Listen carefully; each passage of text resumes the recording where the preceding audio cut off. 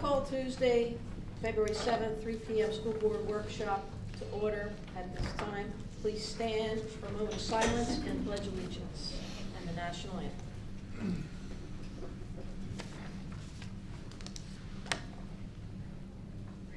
I pledge allegiance to the flag of the United States of America and to the republic for which it stands, one nation, under God, indivisible, with liberty and justice for all.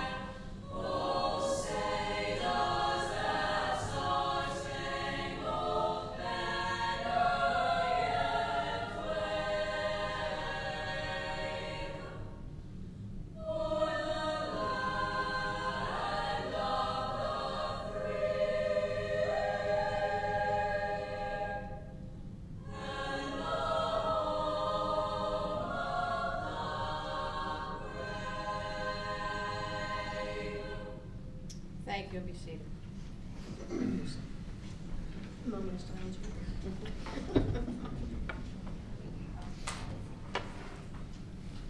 Roll call, starting at the end. Mr. Will Furry present.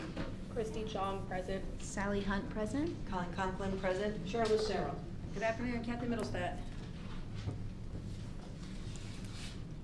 Okay, you don't have any proclamations at this point. Spotlight will take at the next meeting. Going down to the approval minutes is the next meeting. Adoption of the agenda. Are there any agenda changes that we need? Not at this time. I'm going to bring something up in old business and we'll address it then. All right. We're open to public comment. First round of public comment. Do we have any public comment? Ms. Holmes, do we have anyone signed in? I've not seen anybody sign in. Okay, so we don't have any public comment at this time.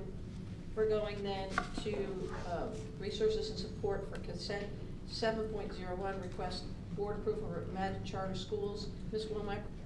Yes, they're coming to join us.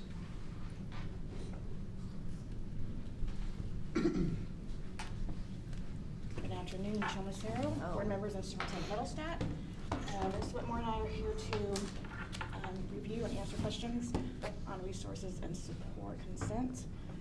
So if we want to start with 7.01. These are the financial statements for our charter school for the month of December. Just real quick, I'll just touch base on a couple things. As you can see on page 1, this is their, well, page 1 and 2 are their balance sheet and their income statement. At the bottom of page 1, you can see that their unrestricted fund balance, there it goes, is $45,000. This has been decreasing throughout the year, which is what we tend to see with the charter school. The last couple of years, as we talked about previously, they ended with a fund balance of $1. And if you look at page 3 and 4, this is a detail of all their costs. And as we have spoke about before, you can see at the bottom of page 3, their highest cost still is their management fees, which is $920,000, which is what their budget is, and also their lease payments. Both of these payments go back to their parent company. Any questions on 7.01? Thank you for putting those Okay, 7.02. This is POs over 10,000. Let me get it pulled up here. Does anybody else have a problem with the internet? Is it just me? Just Yeah, me? it's slow. Never mind.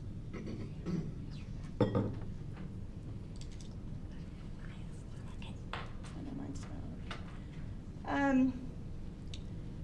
I'll go ahead and just touch base on a couple of the big ones, and then if there's any additional questions, we can go ahead and go over those. The one at the very top, the garbage truck. This is a replacement truck used by IT.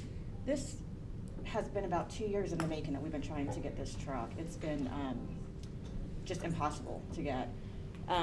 This one in particular for some reason. I think we actually had to switch from what we wanted to Dodge.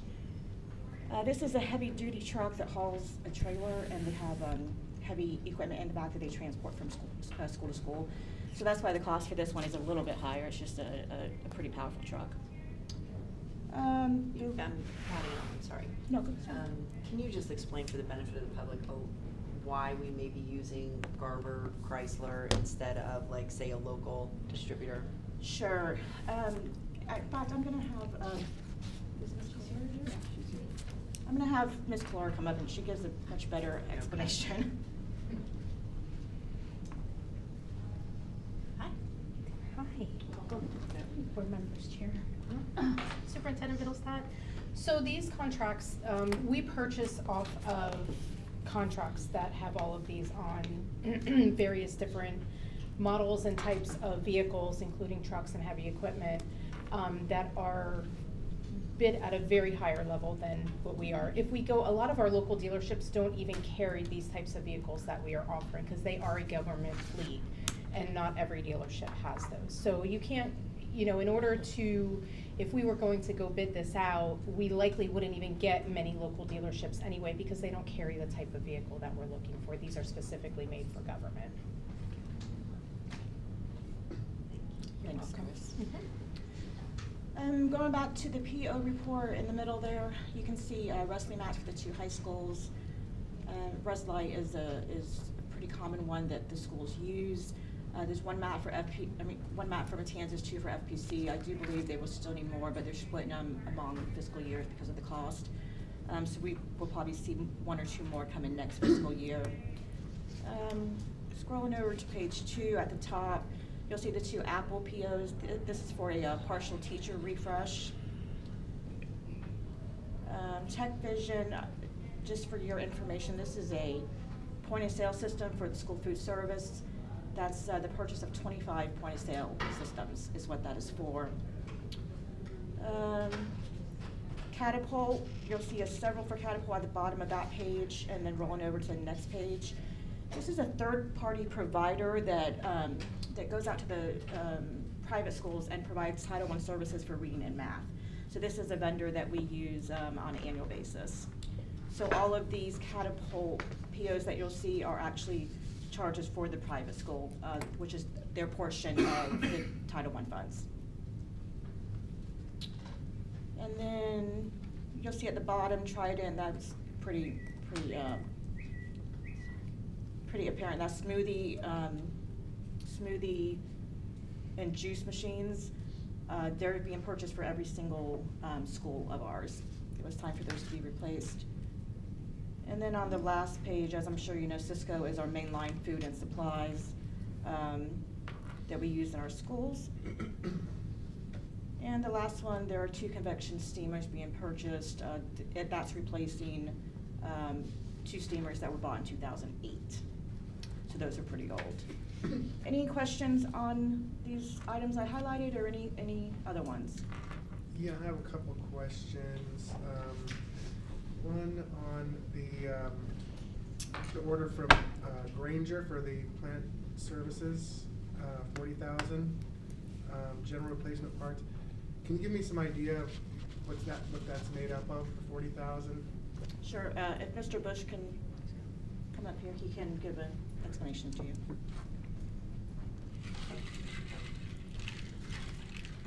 Good afternoon, Board. The PO for that is for our general services for across the board materials from HVAC, plumbing, electrical, just one of the sources that we are able to use to purchase material. Are these items that we're inventorying for future need, or are they things that are needed right now for? Combination of both of those, yes, sir.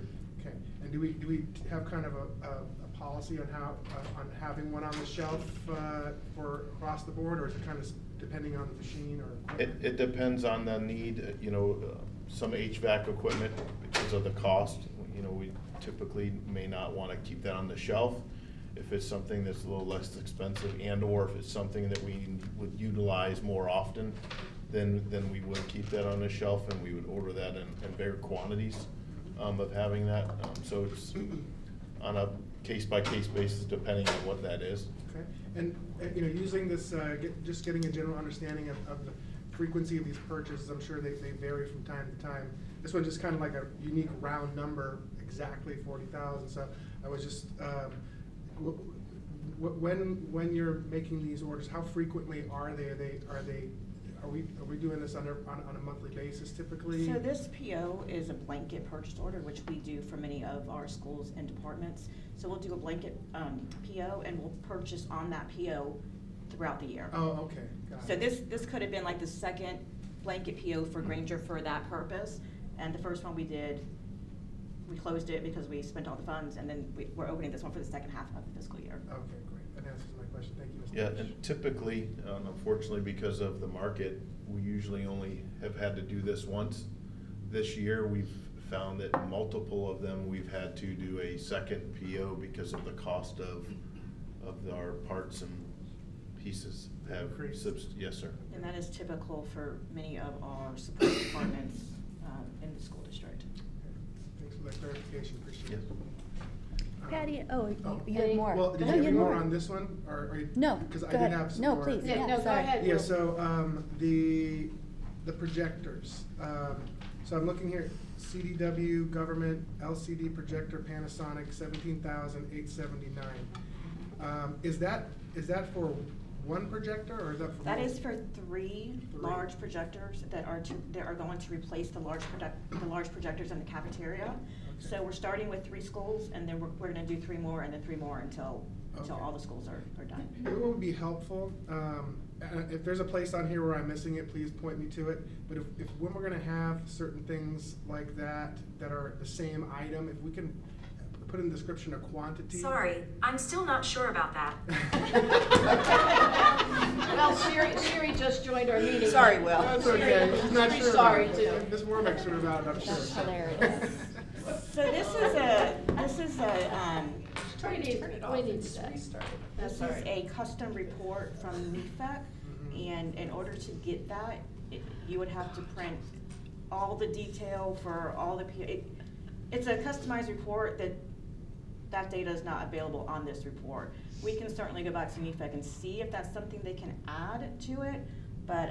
Even like where the description of the product is, like LCD, where right before that, if it just had like 3 in brackets or something, it would help when we review these ahead of time, that if I saw that there was 3 there, I wouldn't even be asking you, because the numbers make sense to me, right? And so if there's a way that can be done, that would be wonderful. So that's good, and those were the only 2 items that I had questions on. So, Ms. Chong, do you have any questions? No, I do not. Okay, Ms. Hunt. Just maybe a quick question. Is there, to Will's question, maybe is it a policy or is it a formula as far as depreciation? So like the mats, for instance,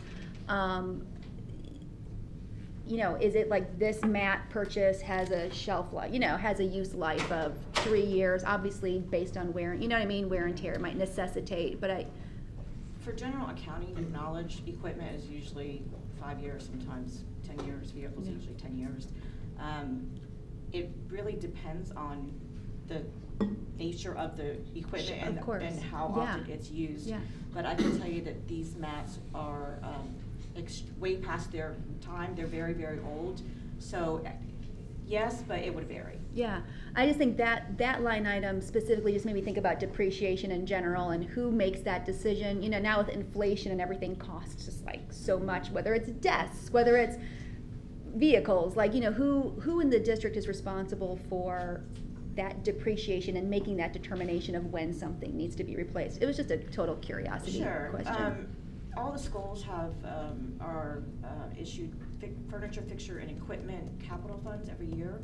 It is the principal and school admin discretion as to what they want to replace. They usually have, you know, a multi-year plan. Mr. Freeman meets with them towards the end of the year to go over those plans to make sure we're still on course. So in general, they kind of know what they're going to purchase. Just like, you know, I know FPC is planning to purchase one more mat next year because Yeah. theirs are in just such bad shape. Yeah. The same thing for transportation and custodial. They're required to have a 5-year working plan that Mr. Freeman can work with them on. So in general, they have a good idea of what they're gonna use their funds on going forward. Obviously, some things change. Sure. Some emergencies come up where the district will have to step in and help. But the building leader, the principal and team. Yeah, Cool. and they generally work with Mr. Freeman. Thanks. And listen, just as a side note, during the campaign, I got a lot of complaints about those mats, so I'm sure there's a lot of people that are really happy that we're getting Yeah. them. Well, So, no, and I think I in just wanted you the- to know that there was some community requests. Who of are this saying out that? there, No, and I so- think almost even in the spirit of, you know, you said, oh, we needed to, you know, space it out to be able to pay for it.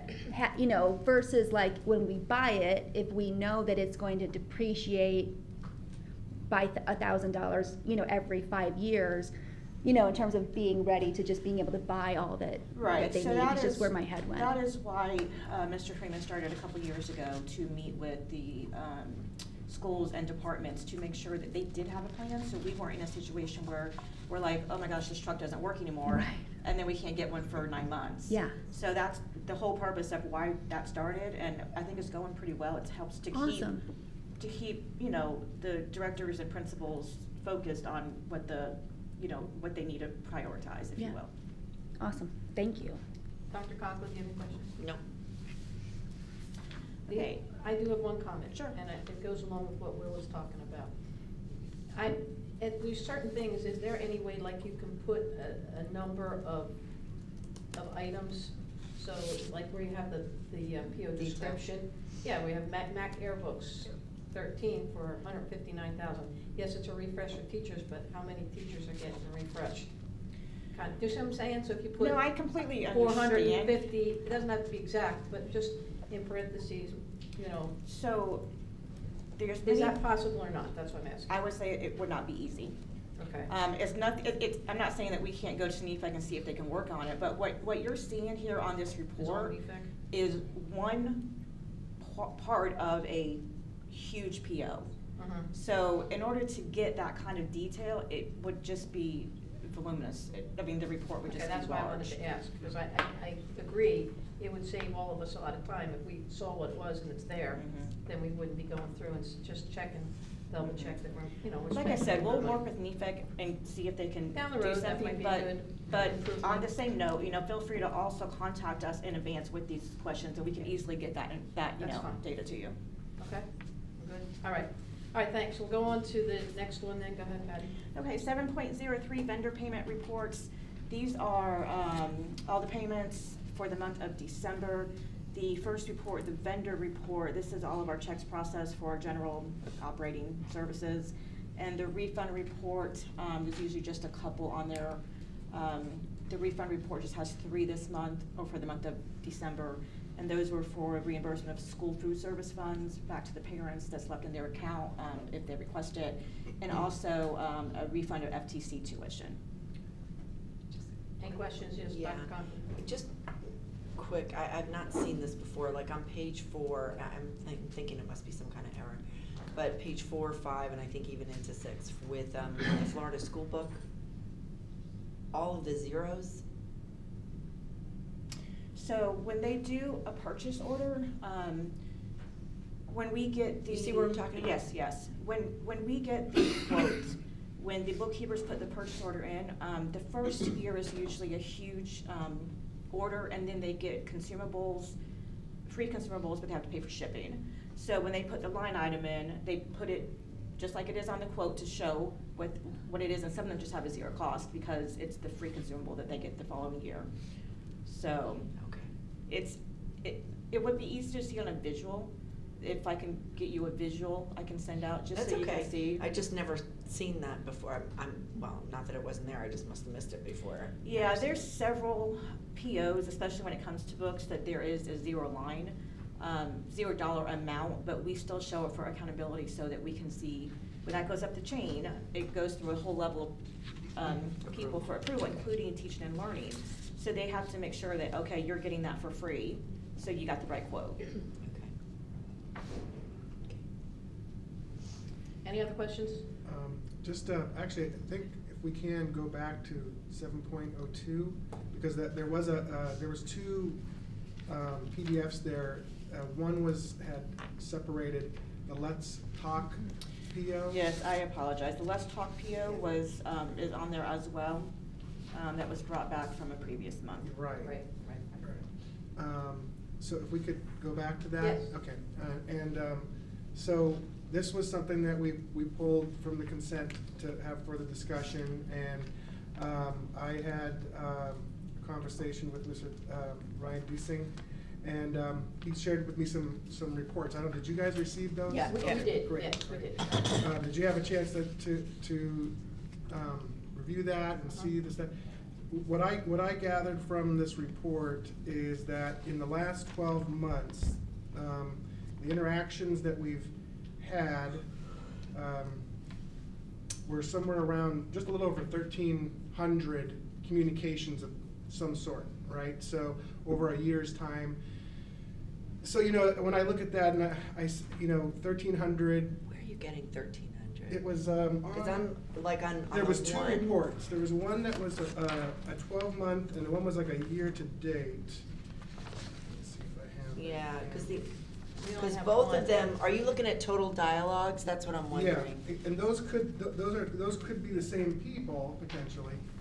So upper left-hand corner of the one that says July 1st, 2021 to June 30th, 2022, it shows 1,313 dialogues received. If you see that, just like. See, I see 1,785. Because it's a different go down report little bit than what lower. he's That's the talking about. total for the, I think, system, from the entire time we've had the system. But if you go down just a little bit from there, there's a number 13, there's dialogues received for that period. There was two, so maybe you have the other one. I have both of them. Okay. I'm sorry. So, yeah, if you look at the one one says 1780, Oh, I see, like page 4. Yeah, I think I only printed one of them. or it's right on the summary on the front page. Because it was so long, I was like, oh. So, but, well, it's there. So it's 1,013 dialogue. So, I'm looking at this software and saying, okay, where are we gaining efficiencies through Let's Talk, right? That is just a little over 100 communications a month, and I would equate them to an email, right? So, I mean, in a week, I could deal with 100 emails on my own, and so this software that costs $42,000 is basically, that's the kind of traffic that it's managing, right? Now, I did learn that there are some great efficiency tools with this software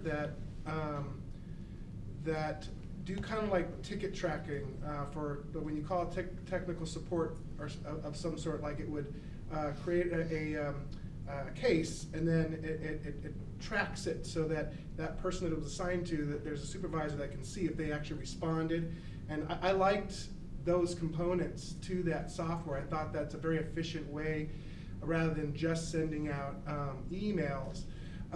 But this software has a lot of capabilities that apparently that we are not using, and the price structure, how it was explained to me, is it's not based on users, it's based on the size of your district. And your students. Therefore, although there may be great features there, we in over a year have not implemented them or shown a clear plan on where this is going to take us, right? And I'm certain that there are other technologies out there that can produce the same function that we're using for a lot less money.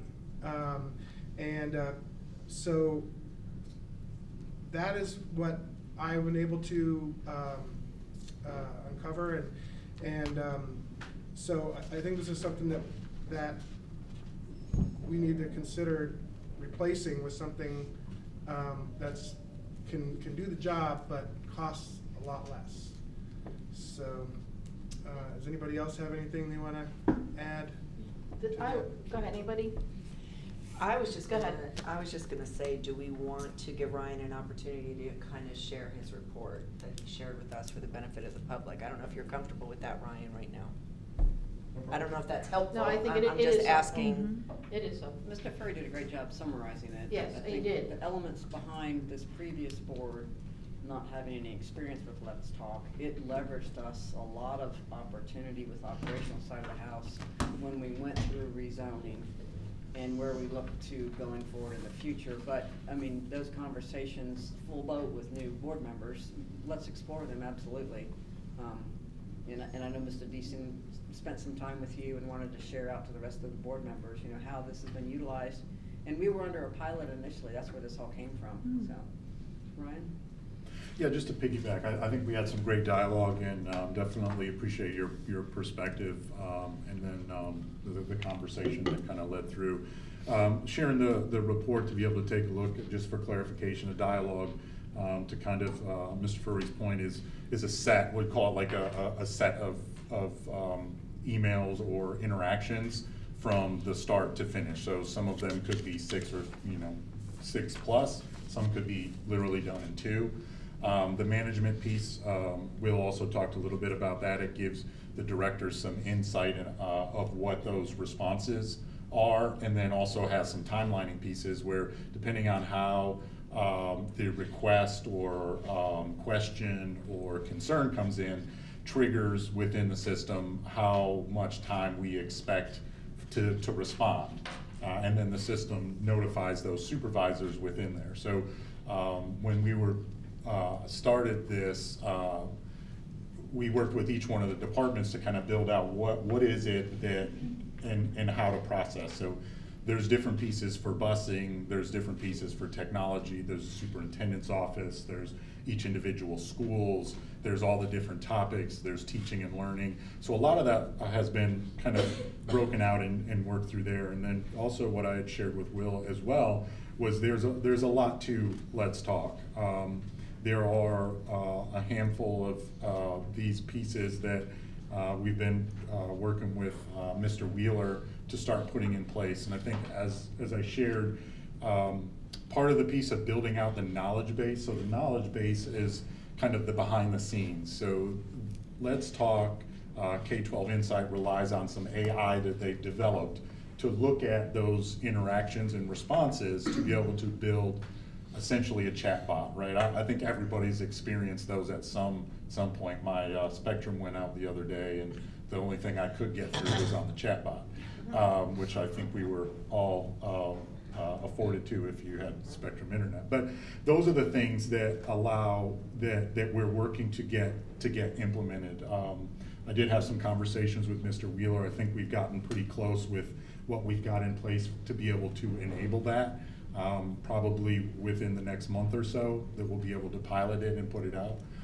Also, what I shared with Mr. Furry is we've done this as a pilot. It was set up so that we're not in a 3-year, a 5-year contract. So that's one of those pieces we're trying to work through. We did meet back in September, July, September timeframe. I don't remember exactly, but we got a team together to look at this. So it wasn't looked at as hey, let's just keep going.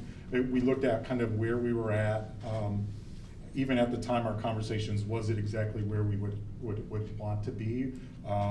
No, but where that point in time and had those conversations, this is worthwhile continuing to pursue. So I would say, I think the work with Let's Talk over the course of the past year has put us in a much better position to manage a lot of this stuff. If you talk to some of our supervisors or even through the superintendent's office, when you get a barrage of emails through, they're difficult to manage. Now, to Will's point, to this function, there are other opportunities for looking at other products. My concern would be, not having this in place. To replace this would take months, period. I mean, it would to get that in place, set it up, train everybody to move forward. But I would just say, great dialogue. I've got my team looking at some of the things that I think you had some insight with, that I think we're already looking at of opportunities to leverage some of those in some other forms and fashions, like right now. So my kind of takeaway is that we need to continue to push forward with Let's Talk, really get critical of what we're doing with it, and then look at what those other opportunities are so that we can have a good, solid evaluation of where we're at, so that we're not in a tight timeline or a time crunch or at a time deficit, essentially, of where we're at right now. I personally would be, I don't say, we would have difficulty getting back to 0.0 in time right now if we were to not, or move away from Let's Talk K-12 Insight. Okay. So, What are the aspects of the program that we're paying for but we're not utilizing right now today, other than the AI chatbot? The chatbot is one piece. There's a couple of them that we've had a lot of conversations around. One of them we started piloting, which is integration with our phone system. We did that briefly for a time with our transportation department to kind of leverage that against when we have a large volume of phone calls coming in. So it can integrate with our phone system, particularly on a voicemail box. So it essentially captures those voicemails. It captures a couple of data points from like caller ID information, that kinds of stuff. And then based off of that, instead of somebody combing through a voicemail to kind of, hey, let me take notes and call this parent and write down this number, et cetera, it does some voice translation. It attaches that audio file to that item and then allows in a systematic way to work through those. So you don't get, a sticky note or something to that effect that maybe gets lost, or it's that one parent or that couple of parents that were on that sheet that got shifted from who was running through the voicemails to get it to the team to start making phone calls. That's one of the examples that we're looking at. The base licensing with that, I believe, has the opportunity to integrate with 8 for the package that is included for our size district. There's a couple of other things for some texting type of stuff.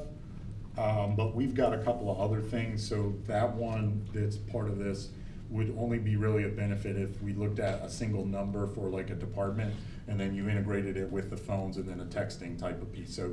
So can you text parents information utilizing it would be the more of a system? response if you were to text as a question, is kind of how that's set up. It wouldn't be for announcement or messages. No, and we have to a response. other pieces for like emergency, notification. We have a system to handle that. As far as texting back and forth with teachers, parents, students, we have systems that already do that and are integrated. So I think there's some overlap with that area. So with the 361 dialogues, do we have any idea if those are unique conversations, or are they could be repeat conversations? We don't know. I'm not exactly sure. Okay.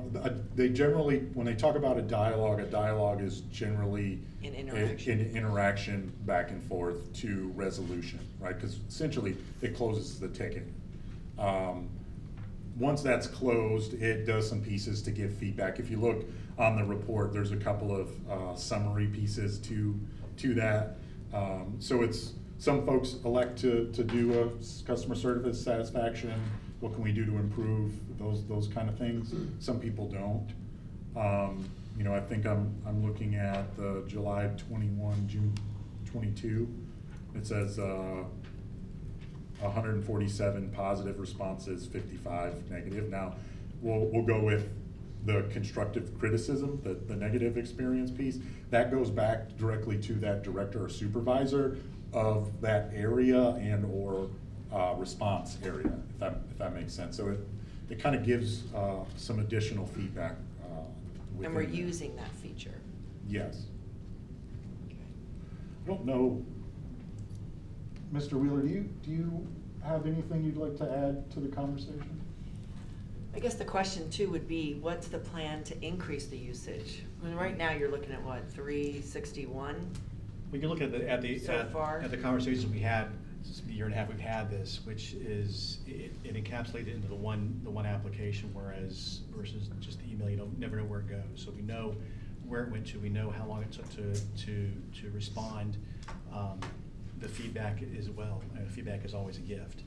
And so we're able to encapsulate that. It works well with our social media. Like for instance, if you have a contact us on the Facebook page, it goes straight into Let's Talk. It works well with our current website. It worked well with our previous website, so it interacts, you know, seamlessly with that. As far as the conversations, the dialogues, those are all unique dialogues. Once it's closed out, it creates a new dialogue. We have a few. I should have said unique user. Yeah, unique user. Yeah, and we've got a handful who you see the name come up in their experience with it, and that's what they use. For instance, we got one yesterday. Came in from, just let us know that there was someone at the car rental line in Belterre did a great job waving kids, helping them through, and the mom got in there and just sent off a quick message to us through Let's Talk, which we were able to pass along to Ms. DeFord. Nice. She would share with her staff. So, it's stuff like that. Yeah, I really believe that this is an education thing for our community. We need to It is. educate them more on how to use it. And, there's maybe ways we can think of that are more creative to get people to use it. Well, it's kind of like during rezoning, it was busy. It was, and we use it in different ways, and it works in the background. So you contact us, it automatically goes into that, Yeah. and so it's not really branded Let's Talk. It's contact us. As you mentioned, when we did the rezoning, we were able to use it during the meetings as well. Right. So folks, if we're running out of time, they were able to throw some Let's Talks in there. We used it for a number of special items throughout the company. It looks like transportation's getting quite a bit of They were, usage out of it. and that really helped Dr. Rouse and his team, because parents were frustrated in those first months when we're trying to get everything situated. So and he's been on top, and he's also brought in other staff members to be able to answer those Let's Talks. I know if you take a look at Houston ISD in Texas, their whole transportation website is Let's Talk. They've been able to do that, so that you have different topics regarding transportation that goes directly into that. So we could easily do that. So maybe there are ways to utilize the application. There are a so number of it's opportunities to yes. used more. This past year and a half has been kicking the tires, see what it does, and see. We want to get an understanding of what it is. Now we're comfortable with what we're using it for now. Now it's time to open the hood and let's see what it does. Okay. Anybody else? Just, I'm curious, we're not locked into a contract, that you said that at this particular time, correct? There is a contract. This was purchased through the consortia group. Okay. So that's kind of how we What's the started time working frame? with them. In November. Oh, so we have time to figure this out. If you're looking at new possibilities, will you be able to bring that back to us as The, a replacement, or Well, I you think. think of do other things you were talking to Will about? Well, we're talking November 2022. Before this board Oh, was okay. on board. Do we have like a past due notice? Like, are we, is this a bill? So this is a Are we bill? using, are we out of the Like, what's contract our contract period? now? What's the Are we bill? Are we contractually obligated to continue with Let's Talk? So Where are we have a contract with Let's Talk currently, yes. That It goes is through the consortia group. So the consortia group does the initial PO. They send us the info, we do the PO, and then there's just a lag by about a month So, but I just want to understand and make it clear, are we contractually obligated to make this payment to Let's Talk? If we did not move forward with Let's Talk, would there be a consequence? There would be of some sort. Okay. Yes. All right. So we're in a contract We are. with, All a right. multi-year contract? No. No, this is for 1 1 year, and year. it goes back to NEFIC as a consortium, so remember, we're only one of that consortium, and that's how they're able to leverage a better cost for us and utilize the other school districts that are part of the NEFIC consortium to bring that cost down. So we've been utilizing it, it was a pilot, we signed that contract, this invoice is for services already rendered, I guess is what you would say. And the invoice comes to us by way of that delay, and that's why that, I don't wanna say the bill is outstanding, but the contract is before us to be paid. The invoice is before us to be paid, correct me over here, finance. And that's also why that vendor says that it's Good job. the consortium effect, Yeah. Okay. rather than K-12 Insight. And so this current contract is good through next November? Yes. 23, so. So if we're gonna make a It would be decision- a renewal again in November of 23. Correct, and that's generally how we try to do any kind of pilot until that's something like systemic that we're going to be using for a long period of time. I try to always do an annual contract for that particular reason, like those checkpoints in place. I get the pilot thing, but usually when I'm evaluating the software, or I'm evaluating something to buy, I'll evaluate these items, all the features ahead of time before I pay for it, right? Because right now, we're evaluating on our dime, and although these features have existed and they were available to us back when we first took it out, and it sounds like there was a need at the time. I mean, it served the need at the time to solve a problem, but now when we look back and I see that we only had an average of about a little over 100 interactions. I mean, literally, for the cost of this software, we could hire a full-time employee to manage this this one situation here. But yet we have a software that we're not really utilizing. So when you look at it in that context, it's like, wow, that's a lot of money just to manage 100 dialogues a month, right? When we're using, and there's no doubt that this is actually a very robust program. For the way you've described it, it's got some great tools. But it may be just too big for us, right, as Flagler Schools, as a district, when the core fundamental efficiencies are coming from routing conversations. And I think we need to continue that way, but I'm certain that there are other options. And then, but if we're going to, at this point, since this is a contract, which I didn't realize that we had a contract that we were in, so we have to make good on that. So I would say that this conversation should probably be looked at again as we get closer to that renewal. But if we're going to use these features, we have to have a plan, because by that time we'll have spent 2 years on this, spending $84,000 to figure out how we're going to use it. So that's the problem that I have, right? If we were saying, hey, we had a plan from the outgo, we're in this phase of it, and we're adding these features, and we're working the plan, that would be a different story. But it's that doesn't sound like what it is. So I guess for me, anyways, for the next time we revisit this, we'll have to see a true, clear plan how this is gonna solve dialogues that are going to exceed 100 transactions a month, and or we need some alternatives, softwares out there. I mean, the apps are, pick them. They're out. There's tons of them out there that are enterprise style for what we need, with the support we need and everything like that. So that's where I will leave this then, from my perspective, unless anybody else wants to add anything. And I think the conversation is good regarding, we are in this contract, we understand some of the tools that we are leaving on the table that we're going to explore more utilization of. The team will be tracking that monthly now, because you brought it to our attention. We're obligated, we want to be transparent in how that's being used. in the summer, prior to this coming up for another contract renewal in November, we would already have explored other alternative methods, because we don't, to Mr. Deason's point, wanna have a lag in the services it has provided. So we'll do some work and we'll be prepared. It's a mute point. Yes, we have to pay, we have to pay our bills, we understand that. All right, let's move forward then. Okay, coming back to 7.04, this is inventory deletions. I believe that's where we were at. As you can see, most of this is some very old technology that we are finally disposing of. And then at the bottom of page 1 and 2, I'll just bring your attention to a Ford van and some trailers.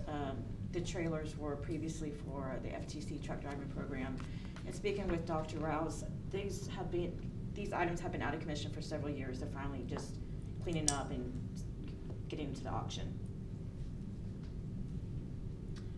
Okay, moving on to 7.05.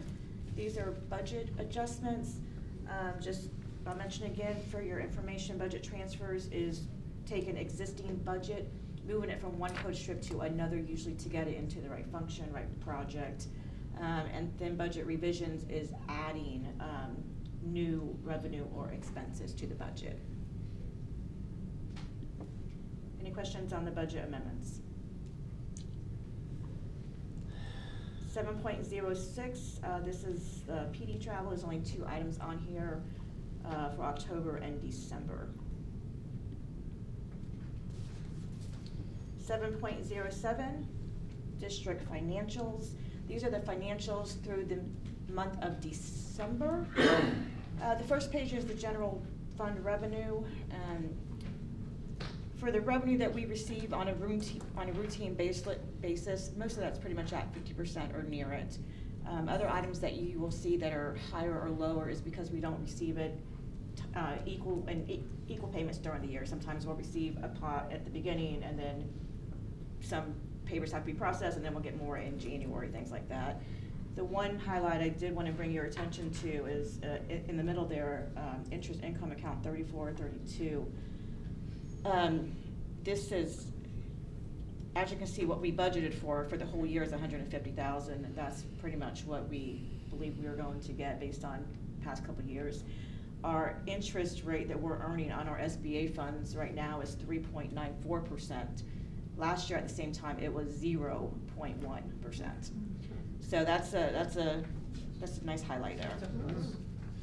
On the second page, the top, this is the revenue for the different capital funds. You can see for the second column, we started receiving our property tax at the end of November, and then half-penny sales tax.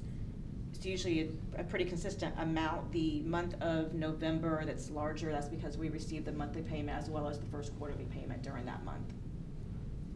And Ms. Womack, if I may ask, the half-cent sales tax going forward, you know, we share that with our charter school. We had talked about where we wanted to make sure we had some type of capture to when that is paid towards them. Mm-hmm. Would that be shown here for our board awareness, or is that quarterly? It wouldn't show yet because we haven't started collecting the first payment in January. Sales tax is 2 months in arrears. If you can scroll up on this page, let me think about that for full transparency. It might just be adding another column for what's transferred out. Okay. Yes. And then that way it would be pretty crystal clear every month.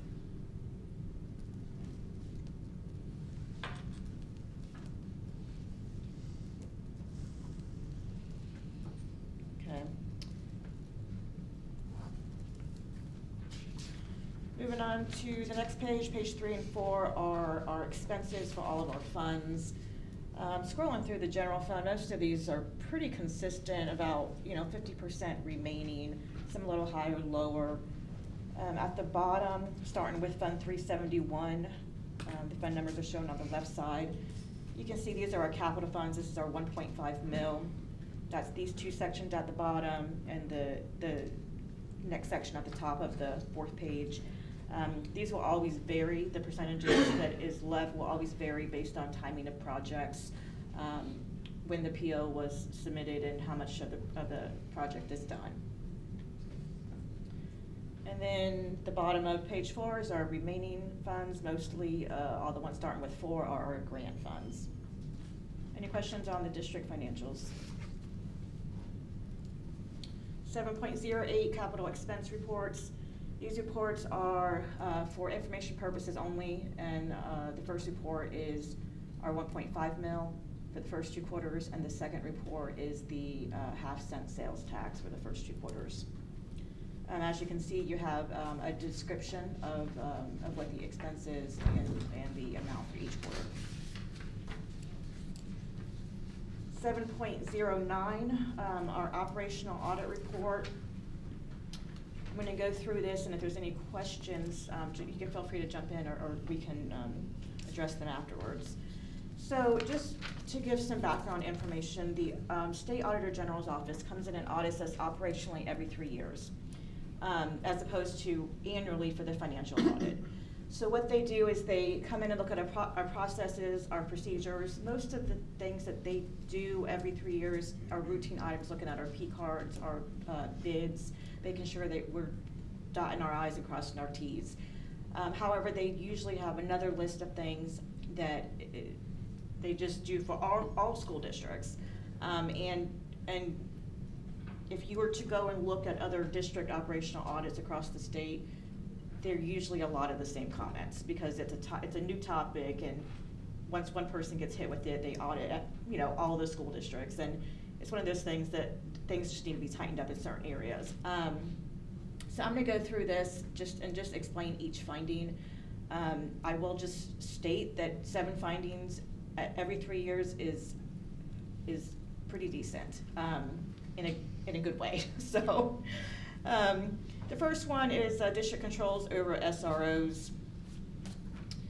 One of these things the first one talks about that our contract didn't state that the SRO's mental health training needed to be complete. I believe we took care of that language in our contract already and getting it in there. And then some of the paperwork wasn't on file for the SROs. The SRO, or the sheriff office usually keeps that paperwork for their SROs for the training that they've done for the mental health. We are now starting to request that because the auditors have recommended that we should, have that paperwork on hand as well. Out of all the ones that they looked at, there ended up being one that hadn't completed the training, and that person, I believe, is no longer at the sheriff's office. Patty, on that particular note, who does the responsibility ultimately fall on to ensure that the SROs have the appropriate training and in relation to attendance? So it's joint. From the auditor's perspective, yes, the sheriff's office, it is their duty to do it, but if they're going to be on our campus, we should have proof that they did do the training. Mm-hmm. As far as the attendance, we had gotten this comment at the last audit, and so what they had asked us to do is say that if there's a sub, or if whenever they're on staff, there should be a spreadsheet showing what the hours worked or who the subbed for. So we did do that. We do have that done. We get that from the sheriff's office. What they are now asking for, and where this comment comes from, is when nobody from the school signs it. So we did implement what the original request was, and then it's another layer added on top, which is very consistent with. I mean, that's right. How these audits go. And was there an opportunity for us to share this audit finding with the sheriff's department? Have we done that yet? Do you know? Tommy Willingham has been in touch with them. They're aware? Yeah. Thank you. Okay, the second one, mental health assistance. This is about the percentage of training. We didn't meet the percentage of the training. It says only 22% were done during the 21-22 fiscal year. I do believe that's being steadily worked on with Student Services Department. And then the second piece to this is we get mental health dollars, which is a categorical funding. And there were 2 employees during that year that got transferred to another position, and the funding code did not get properly changed. So once that was brought to their attention, the funding code was changed by Student Services, and the money was put back where where it belonged. So that has been handled. So do we have a plan in place to get all of our employees provided with the training this coming year? I would have to have Mr. Jackson speak to that. Statutorily, we have to hit 80%, and we have made leaps and bounds, and we have a plan in place that will get us close. Marquez is in the room. I don't know if you could provide a brief update. I know he spoke to the principals last week, and we have trainings scheduled from yesterday all the way through the summer. Okay, so the 22% was 21-22 school year? Correct. Yeah. Okay, okay. And I can't remember what you shared last week, Marquez, and I don't want to misspeak, so as soon as you find that. That's okay.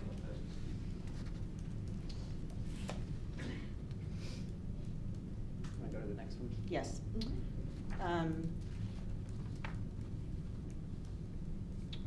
The next one was, let me see. It seemed like there weren't, this was about school volunteers and background checks. It stated that some of our employees that we hired, or some of our volunteers, sorry, there wasn't proof that we did the required background check, I believe is what this one was.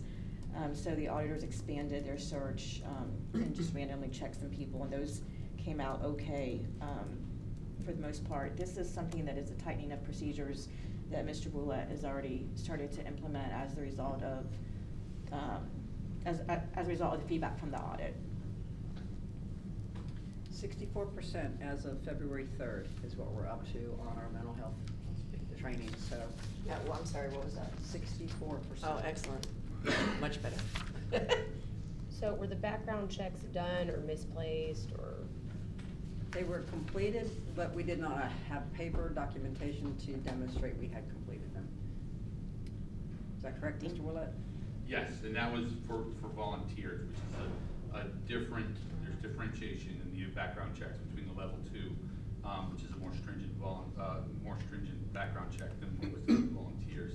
The volunteers, there was a single input, created a bottleneck where one person was responsible for all the volunteer checks and the vendor checks.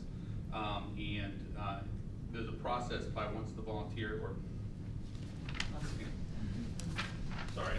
They're just looking for a solution. I don't know if you gotta give the context to it, but that's fine. Okay. Bottom line is, problem has been resolved. This was a paperwork issue more than an issue that there was somebody getting a volunteer badge that wasn't supposed to be. In other words, they wouldn't have been called if there hadn't been a check, because that's the point where you take the paperwork and then you make the call and say, I've just checked for your clearance, would you please come down and have your badge, your picture taken? The problem is there's a filing cabinet where he is supposed to put all these documents, and the sample size, some of those were missing out of there, which is different from the level 2 where it's all automated through CGIS because it's a requirement from the Department of FDLE. So that was lacking a electronic backup. Okay, so we've reorganized to alleviate the bottleneck of a single source person being responsible for every part of that input so that we won't lose paper records. How long ago were those volunteers that they said did not have a background check? How long ago were they volunteers? That was the previous school year. 21-22. So they were active, people were active in that school year as a volunteer? They were active in that school year as a volunteer, and the citation was particularly for it was a field trip. Okay. So these are our field trip volunteers. Are they still actively in volunteering as well? Or was this a one-time? This was a one-time. Okay. So out of 424 volunteers, there were 4 that they. That was their random sample, I can't say. To looked at. Yeah. And at the end of the day, none of them, when the check was done, there were any issues. So it wasn't like there was a sexual predator who was a volunteer and they slipped through the cracks. Correct, and that's specifically listed, what you just mentioned is I just want to make sure that's stated. part Yes. of clear. So was it because that report was like a hard copy that you printed out and there wasn't a digital? The volunteer process was hard copy search and then verification of the hard copy, then a file of the hard copy. I see. So what are we doing, what do we have now? What do we have now? We're transitioning to a spreadsheet with two-person checks on it. One person for input, one person for, so in other words, I'll have a background, I'll have a backup spreadsheet that shows that verification date was verified and a hard copy for the So file. can you explain what the verification process is? Because what I'm thinking is like, you run a background check on somebody and you get a report. That's the level 2. Okay. That's the level 2 through FDLE. That it goes through CGIS and it comes back to us as a report where they actually do the national search. This one here is that we actually manually type the name of that person into the website and see what it hits. So basically this is a form to saying, we did that. Okay. That's the lower level volunteer background check. Can I make a request? Can someone let me know where the policy is on this, and specifically related to like the PTO, as an example? I'm gonna choose my words carefully, but I have a personal experience with the volunteer badge, a delay in getting it, and whether, as a board, we need to look at revising the policy, again, in the spirit of safeguarding our kids. And again, in the spirit of, we're only as good as following the rules in place and following the structure in place. Sorry, I have a lot of emotion on this topic. I would love to see what the policy says, for instance, around like even the PTO if someone participates with a dance, if someone participates with whatever, it's anything on our campus, they have to have XYZ. Zero tolerance policy. I feel like this is an area that can go squishy, and when things go squishy, right? Like that's not what we want. Are you saying like PTO members, like people who are on the PTO or on the SAC? I'm saying like anything, I just feel like anything that happens on our campuses, right, with our students, I would want the someone is vetted. Zero tolerance. We would never have anybody with our children on campus who has not gone through this process. Because I will tell you, I was delayed in getting my paperwork through or whatever. I'd submitted it. And I think we're such a trusting people, right? That it's like, oh, well, when you get it. I would be in favor more of a zero tolerance. That's not the right words, but like if you've not done this background check or whatever, like you cannot participate in XYZ. Based on a personal experience of mine, I would love to see the policy and see if that is something that I would want to bring before my fellow board members to look at. And I will tell you that state statute's very clear on that. We're to the point where vendor badges have to be given to the Coca-Cola guy who comes out to change out the vending machine in the lounge.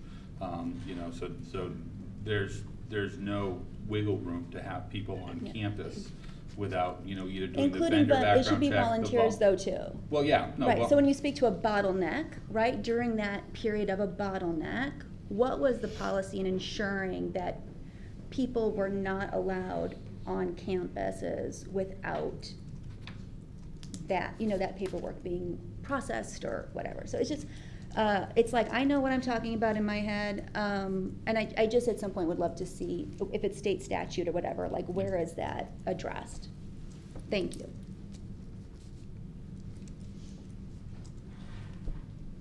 Okay, can we move along and go to the next one? The next one is employment practices. This was the result of a very specific situation with an employee. And as a result, the auditors decided to look at, to do a testing of testing of employment references to see when someone was hired, they did proper references. So in that testing, they found that 6 of the individuals that were hired, there was not proper communication either with their previous coworker or the reference was done based on a personal reference. So this is something, again, in our exit conference that Mr. Willett is working to strengthen those procedures and tighten up that reference form so that these don't fall through the cracks. To me, this one is very bad, I think. And what's the deal with the $5,000 to students? Can That we is- talk about that, or? That's a specific, case, I mean, for an employee, Christie, I don't know. There's a legal Kristen, question. where are you? Oh. What are we doing? Right here. Okay, so this Are you person was talking about the hired, $5,000? and this is what was found. Yeah, No, it the says professional here- standards case. Yes. On the Multiple issue. payments. There was a professional standards case on the issue outlined in the finding there.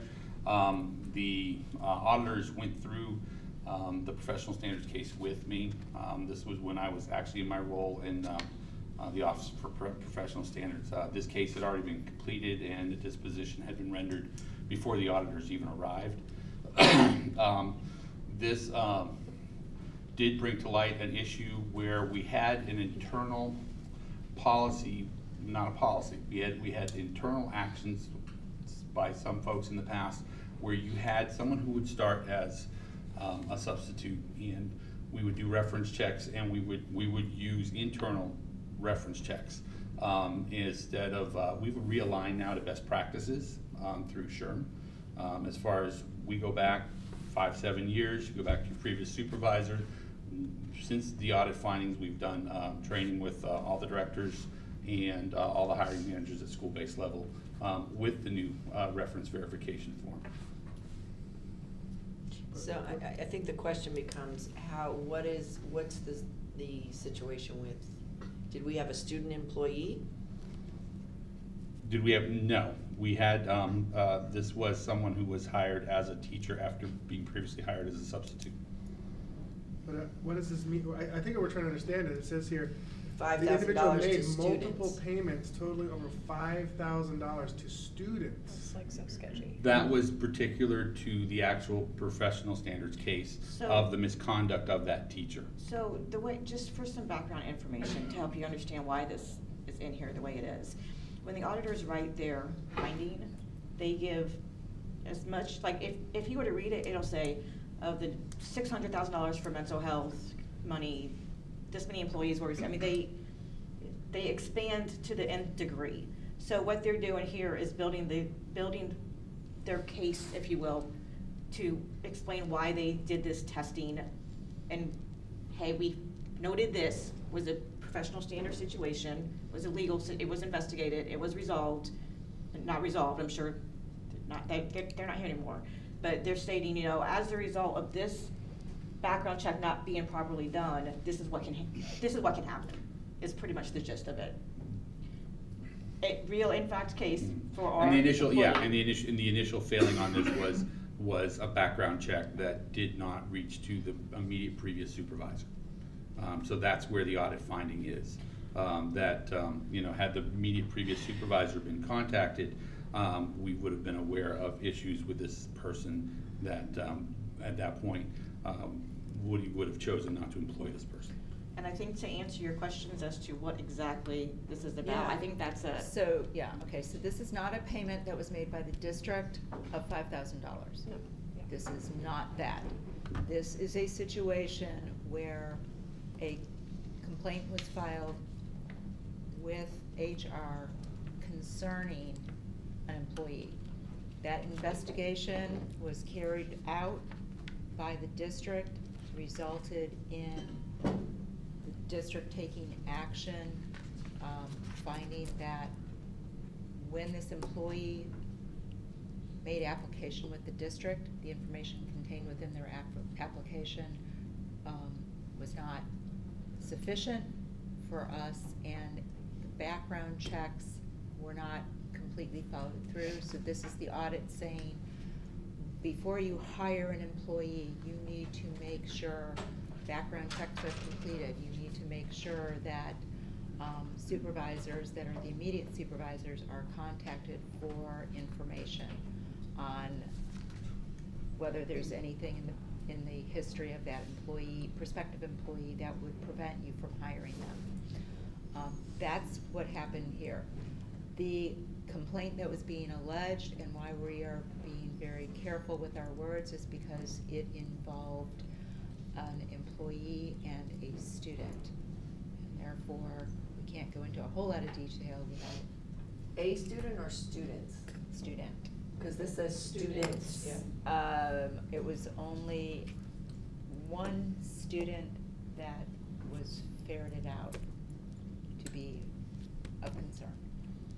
So when they say students, I can't speak to why the audit writes it in the way they write it. And Dr. Conklin, I'll verify this with Christy. Or and if it isn't just one student, I can have them change that wording. Yeah. And what position was this employee? Did I miss that in here? The person was a teacher. And so can we have some sort of specifics when we say we've gone to best practices? What, I mean, this is pretty significant. This Yes. person slipped through the cracks, either intentionally on their side to try and, because they knew their background was bad, and then it turned out that they actually did something wrong here, right? Yeah. And so I think we all need reassurance that there are strong policies in place that this can't happen again.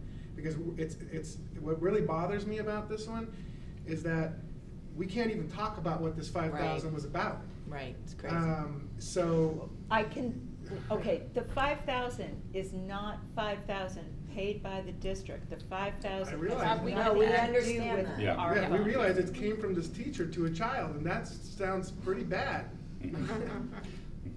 Don't disagree. Yeah. So you're bringing up the P word of policy. I mean, again, It's more of a protocol. It's a protocol, and I Okay. can Not a assure policy. you that when this came up a year and a half ago, we instituted clear protocol expectations for any of our hiring authorities. So principals, supervisors, and directors, and there are memos that substantiate what we have done. We share those with the auditors. It goes to show that in the past, it was, oh, my friend of a friend will verify for me, and that friend of a friend could have been a family member. That is not best practice. And so as Mr. Willett alluded to, we have stood up, absolutely, ensuring our protocols are tight, because I agree with you, we do not want employees on our campuses and in our organization that may not be worthy of doing employment with us based on anything that could be subjective. So I don't know necessarily Mr. Free used to slip through the cracks. I think at the time, there was not a tight protocol to close that door. There is now. Okay. Well, it just, because I'm looking at this here, it looks like we only adjusted this protocol, in August of 2020, right? So. 22, Was it? right? In August of 22, the district employed the individual without communication with the service So provider. it would have been after that. Yeah. So this is a recent change. So, I just, are there, I guess only actions can reveal things, right? So. And I can share with you, the actions we've taken since then. One is, we totally revamped the document for employment verification, okay? And used as a template what was available on the SHRM website for employment verification. In there, we also spelled out very clearly the expectation for the 5 to 7 year check. And the list of protocols as far as who you start with. Supervisors are the gold standard, okay? If you cannot get a hold of the supervisor, there's actually a comment section where you document your attempts for the supervisor and the reason why the supervisor no longer works for X company. Supervisor passed away. And then at that point, we try to go to a coworker on that. And then we go down the list, and the list provides, 4 different slots for that piece of the puzzle. Then as a hiring manager, you submit that to HR. It's reviewed by, each one of these at this point, which is a change, is reviewed by either myself or the director, Ms. O'Brien. If we go through the verification sheet and we don't feel that the supervisor's best attempt or what's on there is not adequate, we send it back. And at that point, the hiring manager will have to try again to get a hold of the sufficient references we need. Now, we all know that there are challenges in some people's references. We have brand new folks out of college, where we have to go back from maybe not previous supervisors to professors and things like that. But we do now have stopgaps to kind of check and balance and make sure that what we have as our reference checks are commensurate with what we need as far as putting people in front of our students. I want us to be very careful and look at this in the total context of the audit report. Because just hearing that, you know, makes the hair on the back of your neck stand up, right? That there you've got a teacher, $5,000. We don't know the details because we can't get into the discussion for obvious reasons. But if you look at the other items, one, the person was allowed to resign and was not initially terminated. So that right away could bring you to other questions. However, the entire case was then investigated by Florida Department of Education. And at the end of that investigation, the individual was allowed to continue to hold their valid teaching certificate. And so the reason I say that is, you know, our mind goes to the worst case scenario. Who knows if this individual was hiring this student to do yard work? I don't know. None of us know. But I have to believe that if it was anything wildly inappropriate, like where all our minds probably just went to, one, the person would have been terminated, two, probably arrested, and three, the Florida Department of Education certainly would have taken their teaching certificate. So I just want us to, I don't know the details, and that's the other thing for the public. The public always thinks we know the intimate details of every single thing that happens. With all personnel, you are learning, we don't, right? But I just want to make sure that we're looking at this whole thing in the full context of the audit findings, right? Well, I can only hope that the scenario you painted is what Me too. transpired, right? Me But- too. Well, I would hope that I would hope that, you know, they would have been terminated. The Florida Department of Education was another third party that independently investigated them, and they still hold a teaching certificate. So I can't believe that there would be multiple agencies investigating the situation where that person would have been able to retain their teaching certificate. And so I just feel like it's both, and by the way, both Kathy and Bob weren't in these positions when this took place. Well, actually, I was in the professional standards Well, you were in the other, Yes. but not the HR Not in position. the HR role at the time. And, you know, law enforcement was involved. DCF was involved. You know, this was I think the audit findings are incorrect. This was a termination this was a termination in lieu of resignation. So they considered a resignation, we considered a termination. Okay. They resigned at that time because they chose not to answer any questions regarding our investigation. But it was investigated by the Florida Department of Ed It was and turned over investigated to by the Sheriff's Department. Sheriff's Department investigated it. DCF. And DCF. DCF, and it was turned over to the Office of Professional Practices by me. Okay. Good. Crazy. All right, can Okay, we move along now? Contracted services is funding number 5. Yep.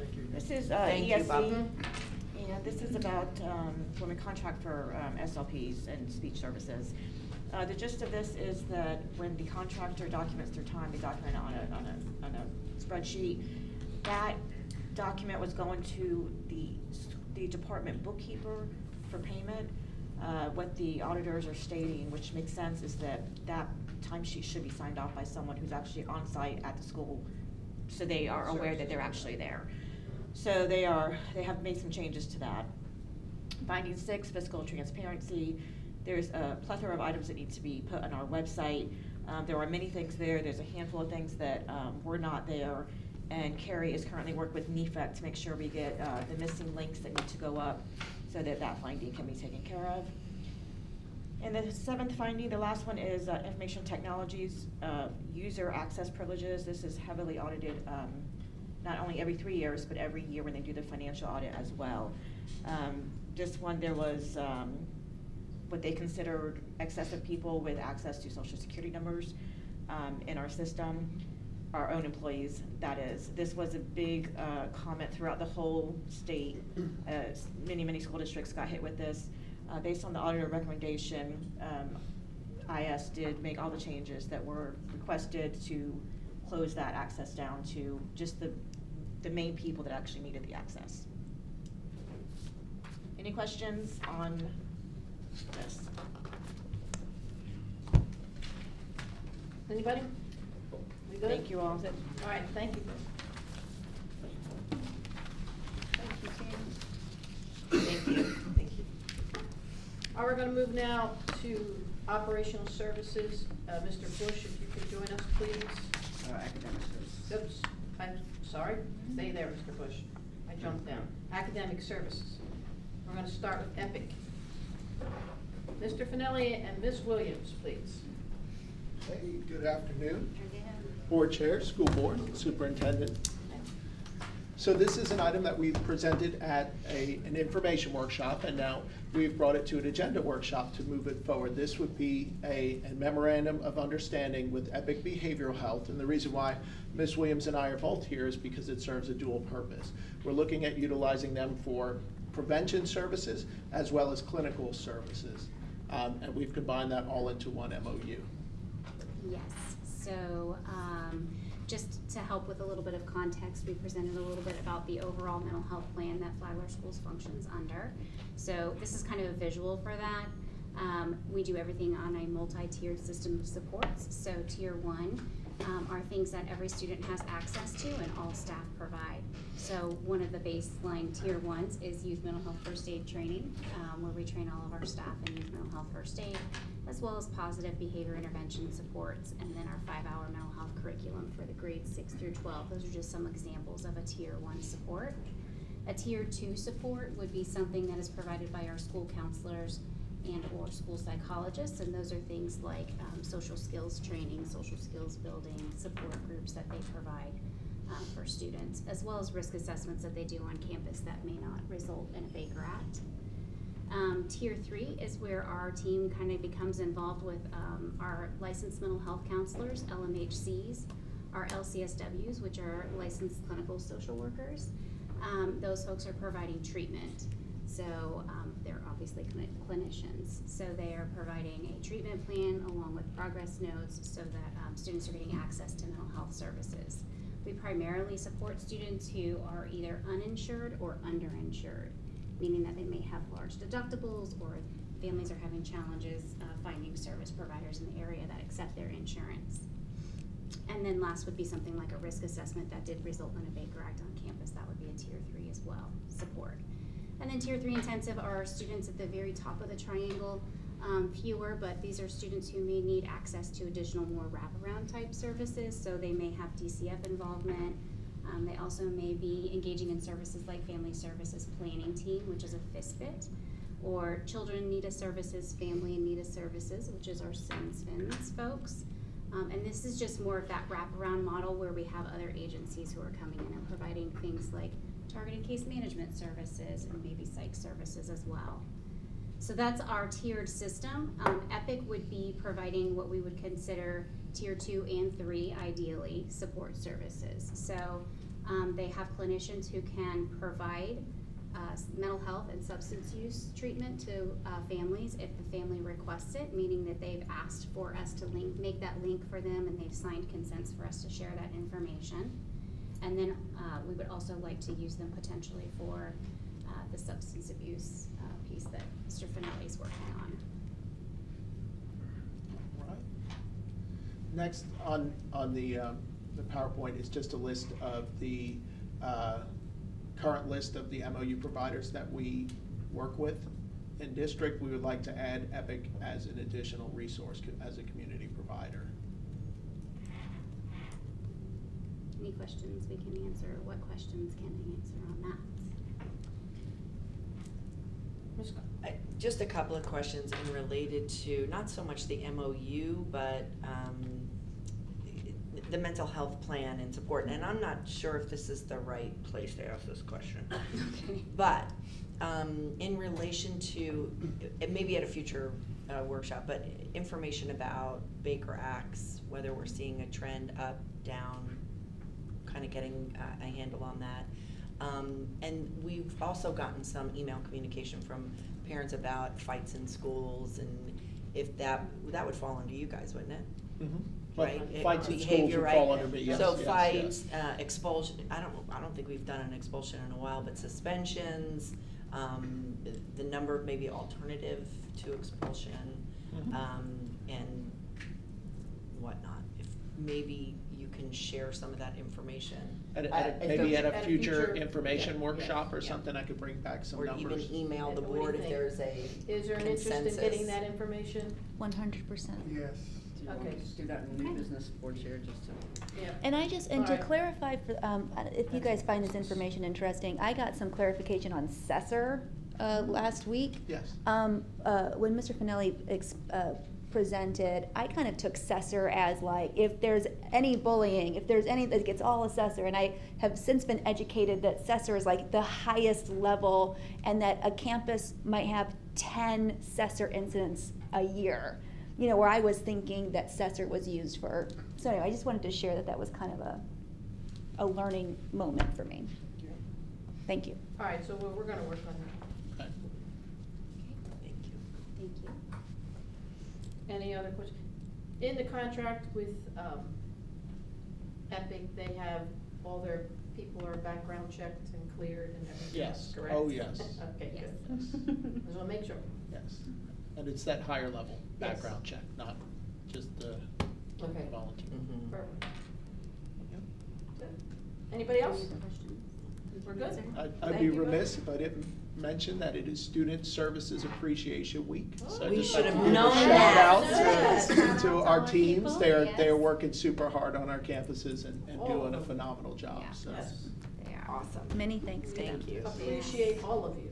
Thanks. Thank you. All right, thank you Thank guys. you. All right, 9.02, out-of-state travel. Any questions? Here we come. I think Ms. Moore's gonna Add to that? be at the table for the next Yes. few. Okay. Thank you, Ms. Moore. Yes.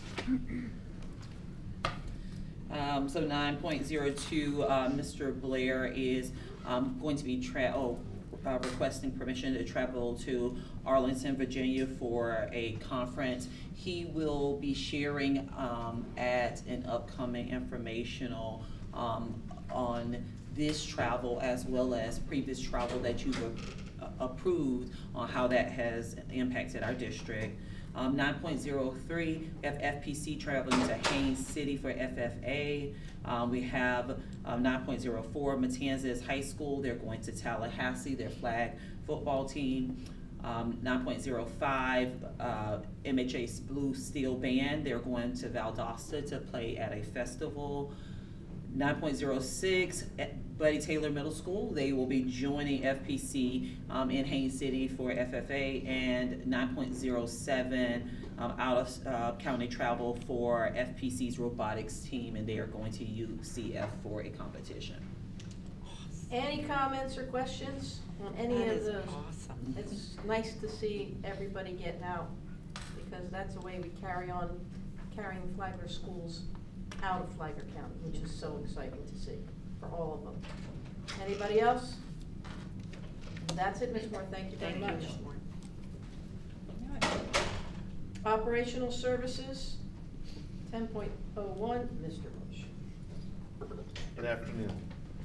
Good afternoon. How you doing? I'm doing well. Good. Here to present the proportionate share mitigation for the Flagler Village development. This is a 227 single-family development located at Belterre and Citation Boulevard in Palm Coast. This development will generate 50 student stations, and that is 19 at the elementary, 12 at the middle, and 19 at the high school.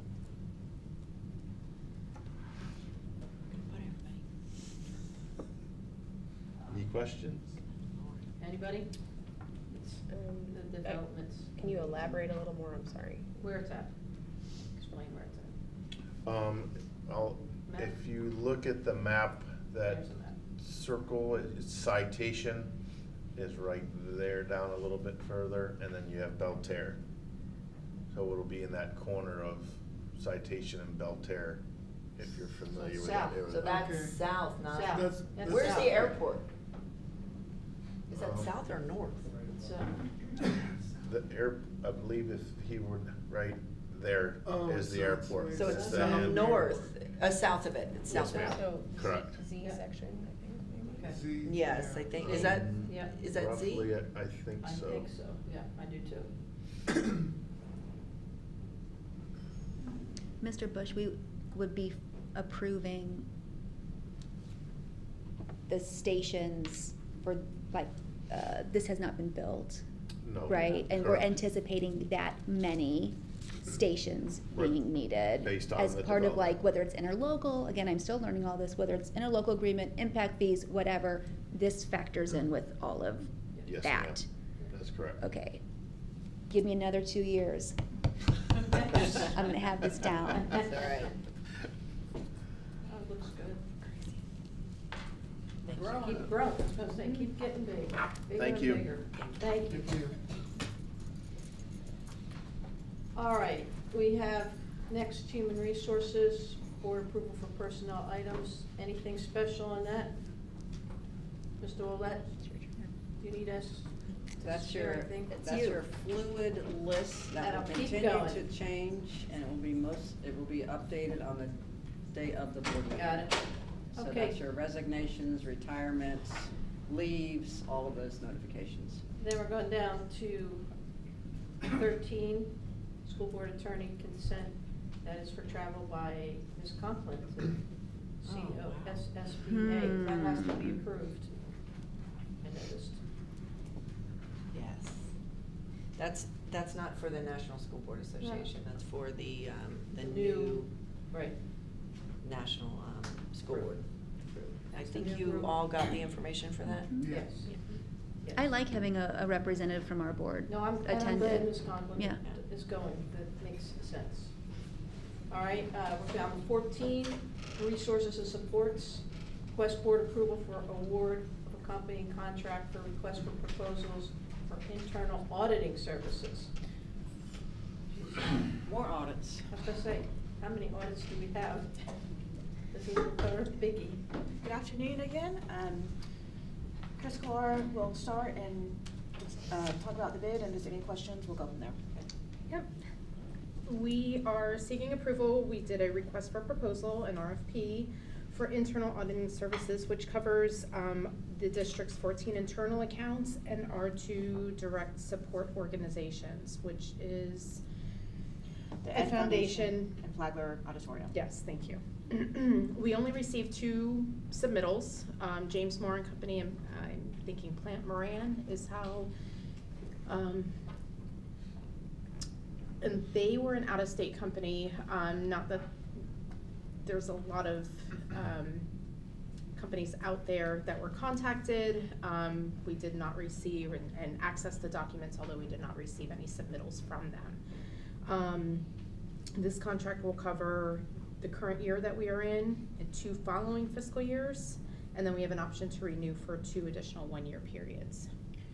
I will also make the statement in talking to other CPA firms, this is, and school districts, this is pretty common now.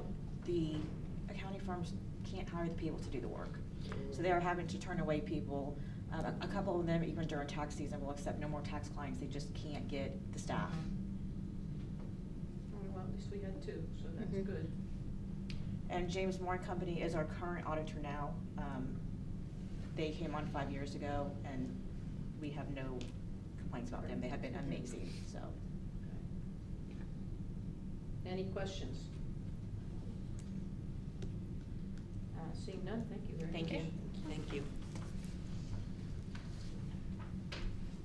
Technology and Innovations, request board approval for purchase of Star Lab inflatable portable planetarium. Ms. Alves and Ms. Phillips.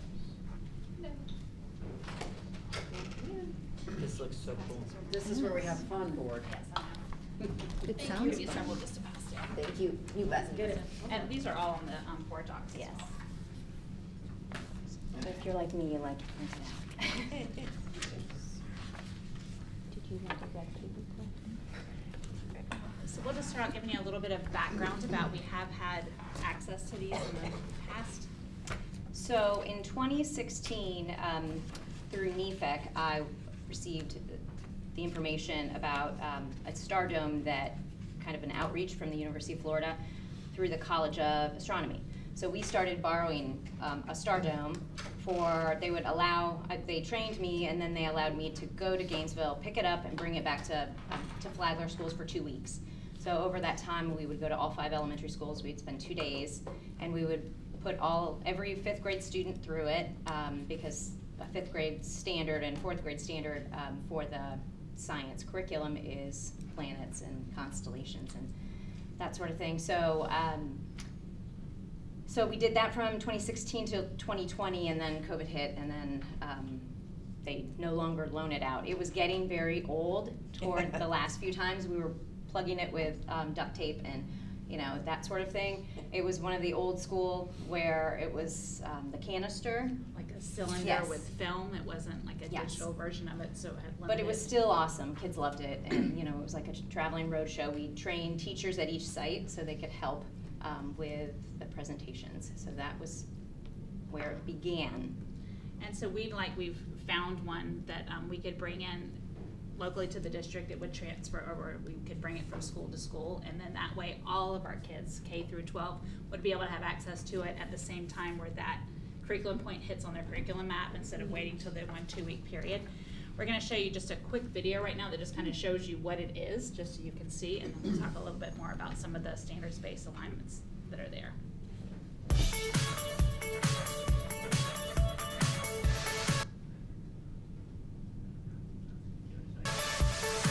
Do you get this reaction when you walk into your classroom? Enter our StarLab universe for the ultimate teaching and learning experience. StarLab is an inflatable, portable planetarium. It is easy to use, easy to set up, and best of all, with its built-in curriculum, it can take your class well beyond the classroom. I really enjoyed the Star Lab today because you could see everything. You could see stars, you could see planets, you could see the eclipse, all of the stages and phases of everything. StarLab offers different dome sizes, which can accommodate between 25 and 45 people at a time. With StarLab, you don't have to have all of the answers. StarLab includes a laptop with preloaded software. The cross-curricular platform is written by teachers for teachers. The system will immerse your students in the creation of our solar system, or take them 500 million light years from the sun. When students see how large the universe is, it kind of puts a perspective of where they are on Earth and how important it is to take care of our Earth, because Earth is very different from all the other planets. With the exclusive Layered Earth software, travel from the Earth's mantle to the hot core. Climb Mount Kilimanjaro and teach Earth science from plate tectonics to weather patterns and much more. Your students will be saying, wow. StarLab is lightweight, mobile, and very durable. It can even fit into the trunk of your car. StarLab's setup is easy. Within 30 minutes, your class will be traveling through space and time. The planets, really up close, was crazy. It looked like it was coming straight towards me, and then it's like, nope, that's just a screen. I know I see a moon every day, but you have to see this. Don't wait, experience the magic of the Star Lab today. So, and it does have it in here, and Heidi's gone through some of it, aligning it with our curriculum pieces, because it's a lot more than just astronomy. It also has the different layers of the Earth. It has the cells. It can take kids to, they can see the rainforest or the Sahara Desert. And one of the neat things about it is an immersive experience. We're going to get the 6-meter one is what we're looking for, which will bring about 36 kids in, but they'll all be seeing the same thing at the same time. If they do some of the VR goggles and things that may give them a similar experience, they're kind of by themselves and you don't know who's looking at what and are they really seeing it. This way you're able to kind of bring them all in together and take that trip. Will you click the next one too? And also, in addition to the software that comes with it and the learning experiences, which will also be updated over time, you can play any 360 movie that you can find can be in there too. Cool. So you could go in and watch, they have a great one on the life cycle of a sea turtle. And they have one that actually is a fireman going through a fire building this, so you could take the whole class going through it and they could see what it's like to do the trainings. It'll also pull up any of the Google Earth 360 images so that you could take them anywhere to kind of give them that background and that schema. So it's really nice to be able to use it at all of the different schools, all the different grade levels, as well as some of the different community events and evening events. So we have parents coming in just as a really engaging featured. So I looked at the curriculum, and it's aligned to the national standards, but I looked to see where it would fit in with NGSSS, our Florida standards, and then looked specifically at where it fits in our current curriculum maps. So what I noticed is that it really does cover K-12. I mean, it covers marine science, there's environmental, earth, space, we've got lots of biology. So I really think it could be applicable everywhere. I mean, the video shows a lot of younger students, but I think this is going to really scale from K-12. And I like the digital aspect, because knowing that when we had the old dome from the University of Florida, and we had, it was just the canister, and it was all we had to deliver the curriculum, which was fine, and we would do it 5, 6, 7, 8 times a day, because we had different groups of students, but knowing that there's standards aligned curriculum, that it's prepared for teachers, so that's just, I think, an added layer of support. How many people will this train? So it's an online training. The guy is out of Canada that it does, so we'll kind of train us, and then we'll use it to train the trainers too, for people that'll be able to go out from there to do it. I think that's the best way to build capacity, is to really try to find some teacher leaders at every school, and our coaches, and some folks that are willing to kind of be the lead there. Right. And it's a great way to connect with the students too, and those experiences. So. Have you actually seen one in person? Or? We have. Yes. So they've at FETC, they've been there before, and there were actually 2 models at several years ago when we went. The neat thing about this one is some of them you have to literally crawl into, and not everyone would be able to do that. This one you kind of step into it. Also, you can lift the edge, so you can bring wheelchair can go into it. So it's very accessible for all ages with that, and we've kind of brought several of us into the different ones.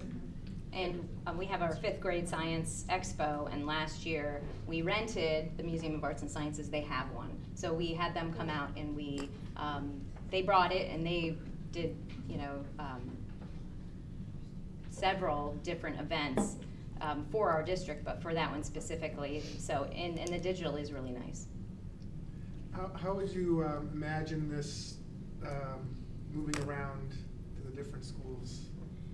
It would kind of be based on their requests or what it needs, and then also based on the curriculum map, the way that it's laid out. So if it's a certain standard at a certain time of year, and then they would schedule it just kind of like they would check it out, and if whatever it's set up, so it might be the day or 2 there, and then it could go to the next school. So kind of just based on their needs.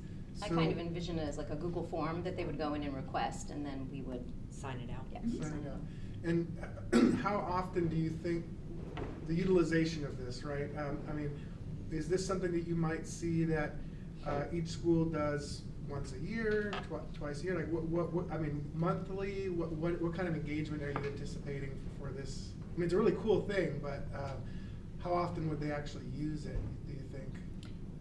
I mean, I see just based on from when I looked at the standards versus our curriculum maps, there was some class was covering a standard that could be achieved through this every single quarter. So I think it's going to be utilized. Some quarters look heavier. Quarter 3 looks like I think there might be some, we're going to really have to schedule, pretty hard on quarter 3 right after, Christmas break through March, just because a lot of the standards are there.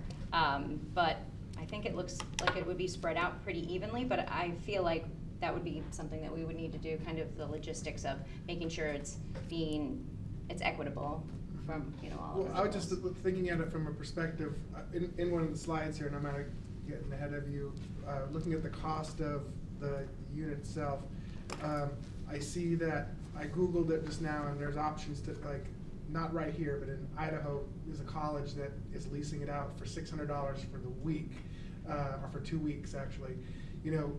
What I'm saying is that if this is going to sit and collect dust part of the year, and we're only going to be pulling it out every once in a while, I don't think it'll be sitting and collecting dust by any means. It's a great experience we can bring to those kids. It's almost like a field trip we're bringing to them to have that experience. And really, with all grade levels, K through 12, each individual classroom, I would say each class would be in it at least once a year, if not more. Of all the different classrooms around the district, plus our different evening events and things. And do any of the neighboring districts have this technology? Did you know? I know that Volusia, they work closely with the Museum of Arts and Sciences. I have friends in Pasco, and they have 3 in Pasco. We reached out to Pasco and kind of got their opinion on it, like, is it worth the money and are you using it? And they just said, we just had to buy more because, I mean, Pasco's a huge county, but they had such a need that they actually went and they just purchased 2 more. So a couple weeks ago, they were training a big group of teachers on a Saturday, so. Okay. And I guess we could lease this to other districts too that wasn't being used, right? I guess we could. I know that University of Florida, I had to sign up, yeah, I had to sign all sorts of paperwork when I borrowed it from UF, you know, because you have to bring it back in pristine condition and that sort of thing. I was always very nervous borrowing it and making sure that it returned in mint Where's it condition. going to be stored? I mean, who's actually, is it technology going to be in, or science department? Who's in charge? It would probably be stored here when it's not in use, and it would be like a team between both of us as far as getting out. Because that's a big thing too, because I know the inflatable screen is all over the place. And it's not as easy to set up as they tell you it's gonna be. But, okay, This is very easy, That's by the way. it's So easier. easy. It is. It looked much easier than the inflatable screen. And honestly, I used to be a one-man show, and I could do it all in 10 minutes all by myself, so. Okay, yeah, it did look easier. It's good. Super cool, the first time I do it, I wanna check it out. Absolutely. Yes, it is. On all the additional content, like, because they can continue to grow being digital, which is nice, that it's not just limited to the, 6 lessons on the individual canisters that were there, so that's another. Any other questions? I have one maybe for Superintendent Middlestat. Just going forward, I'm like an even Stevens fairness type of person, so obviously this is like super cool. But in the spirit of like the math teachers have this thing that's super cool and English teachers want this thing that's super cool, do you have any guidance to me as a new board member when we're looking at these things? Is it like, hey, every year we have so much budget that, do we need to offer like competition, that every department can come in and say, this is the cool thing that we want? Because I think probably there's stuff like this across the board that would enhance learning right within our public schools. So if you're picking up what I'm laying down. No, and that's the responsibility of teaching and learning. They've been doing this for over 2 years now, wanting to buy this. And so the exploration of that, and then how it can stand up to not just the science, but there also are some math applications. There's some other ways that we can And utilize there's social this. studies and even language arts, like bringing those kids into just their schema. Like some of the young kids have never been to Alaska, but you're reading a story about Alaska. Cool. We could bring them there and show it to them. So there's lots of different content areas that this reaches out and touches. That's a good use. So it is a faculty, like, Right, it could be used in a lot more than just science. this would improve. With the 360, I think it's endless opportunities. Okay, awesome, thank you for that, I appreciate it. All right, thank you very much. Thank you. Thank you. All right, 15.02, Citizens Oversight Committee, Mr. Deasing and Ms. Wormack. Mr. Deasing. I think I can handle You this got one it. today. You got it. Good afternoon, board. Have before you hopefully a finalized draft copy of our half-cent Citizens Oversight Committee Rules of Procedure. So we've workshopped this now three times, so we brought it before you. The last comment revolved around the terms and how long for folks to serve.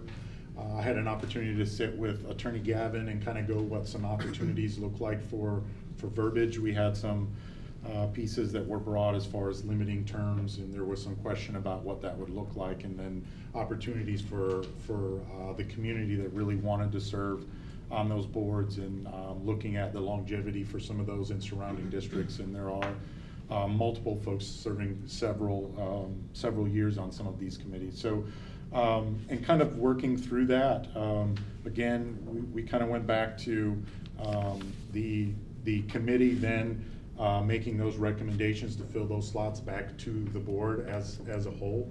I think then when those 2-year terms roll off, you have the opportunity then to have some input on who those folks are that actually get to fill those based off the recommendation from the committee. So other than that, the rules of procedure, as you see them, are the same as they were for our last workshop. So do you guys have any additional questions, concerns? Because it will be before you Right, at the anybody? end of the month. I have No, I nothing think it's new. pretty, go ahead. I have nothing new to add. Ms. Jong, anything? No. Looks like we're good, Ryan. Cool. If I could just add to that, Ryan presented this at our SCAG meeting last week, the superintendent's advisory group.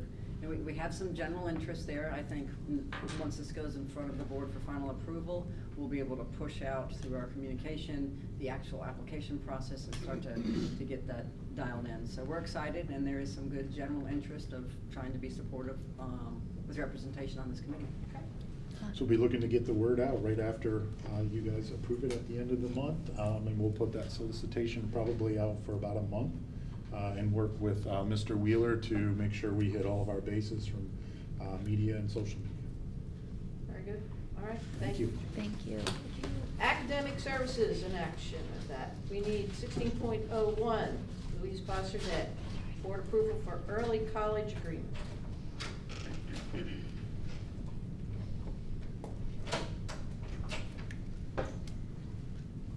Good afternoon. How are you today? Very good, thank you. Thank you. So the early college agreement is required by law as a separate agreement between the district and Daytona State College. It used to be an appendix of the articulation agreement that ended last year. So it's now a standalone agreement that's due back to the state, separate from our other agreement.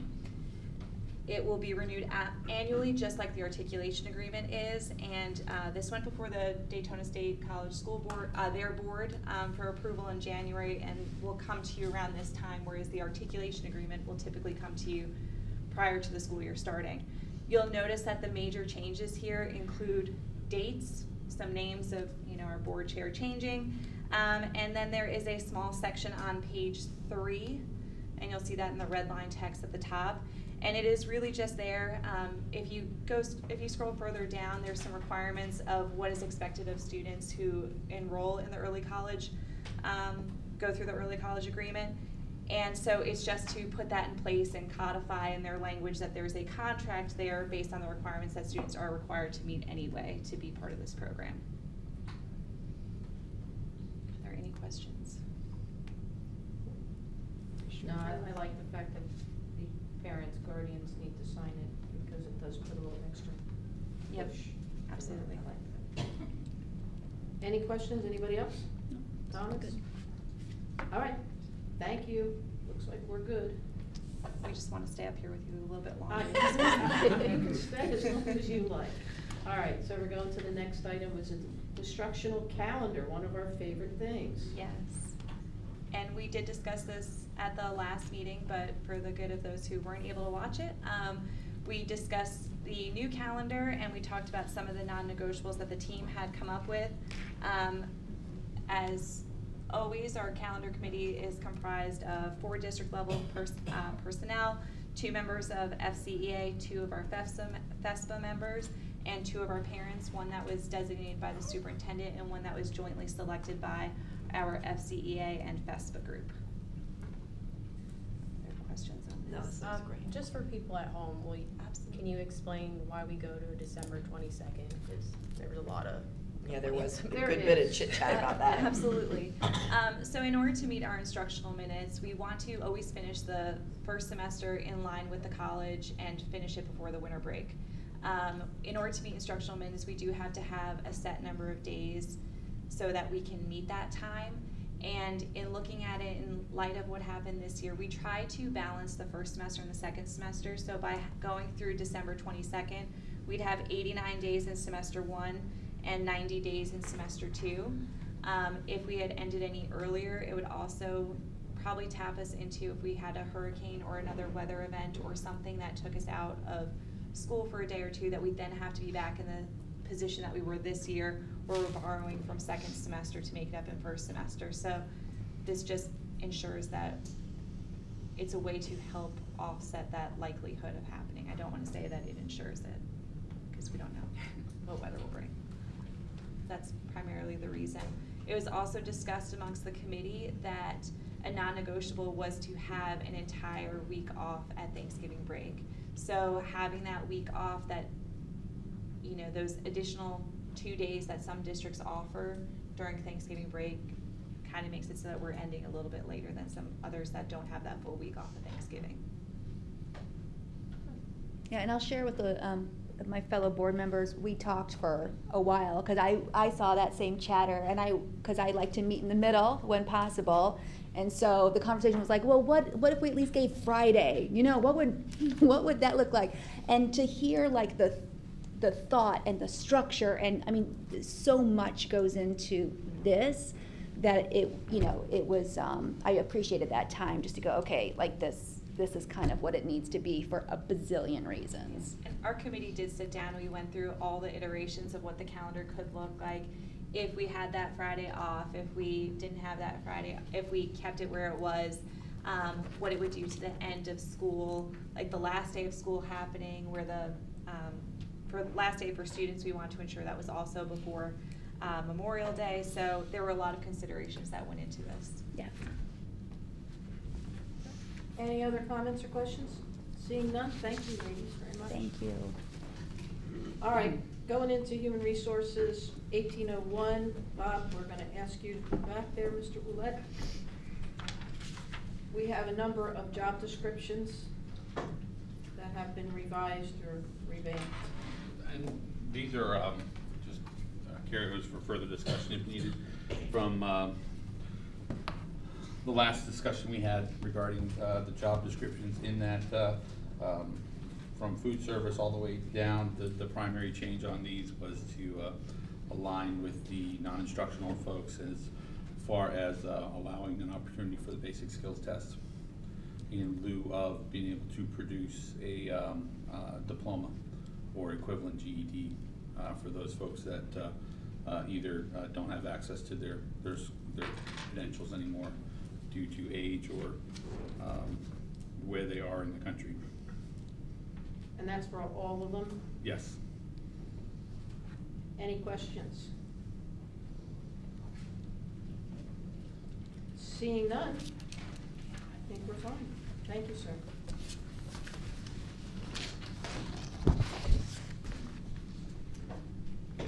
Okay, Ms. Gavin, we're going to item 20, school board. Wait, action. Patty and. Am I missing one here? Yeah, you're missing the approval of the FCBA Oh, I'm contract. sorry, it's staple is closed. Wait a minute. My staple is closed.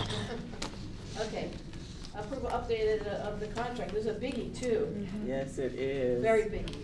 Okay, welcome ladies.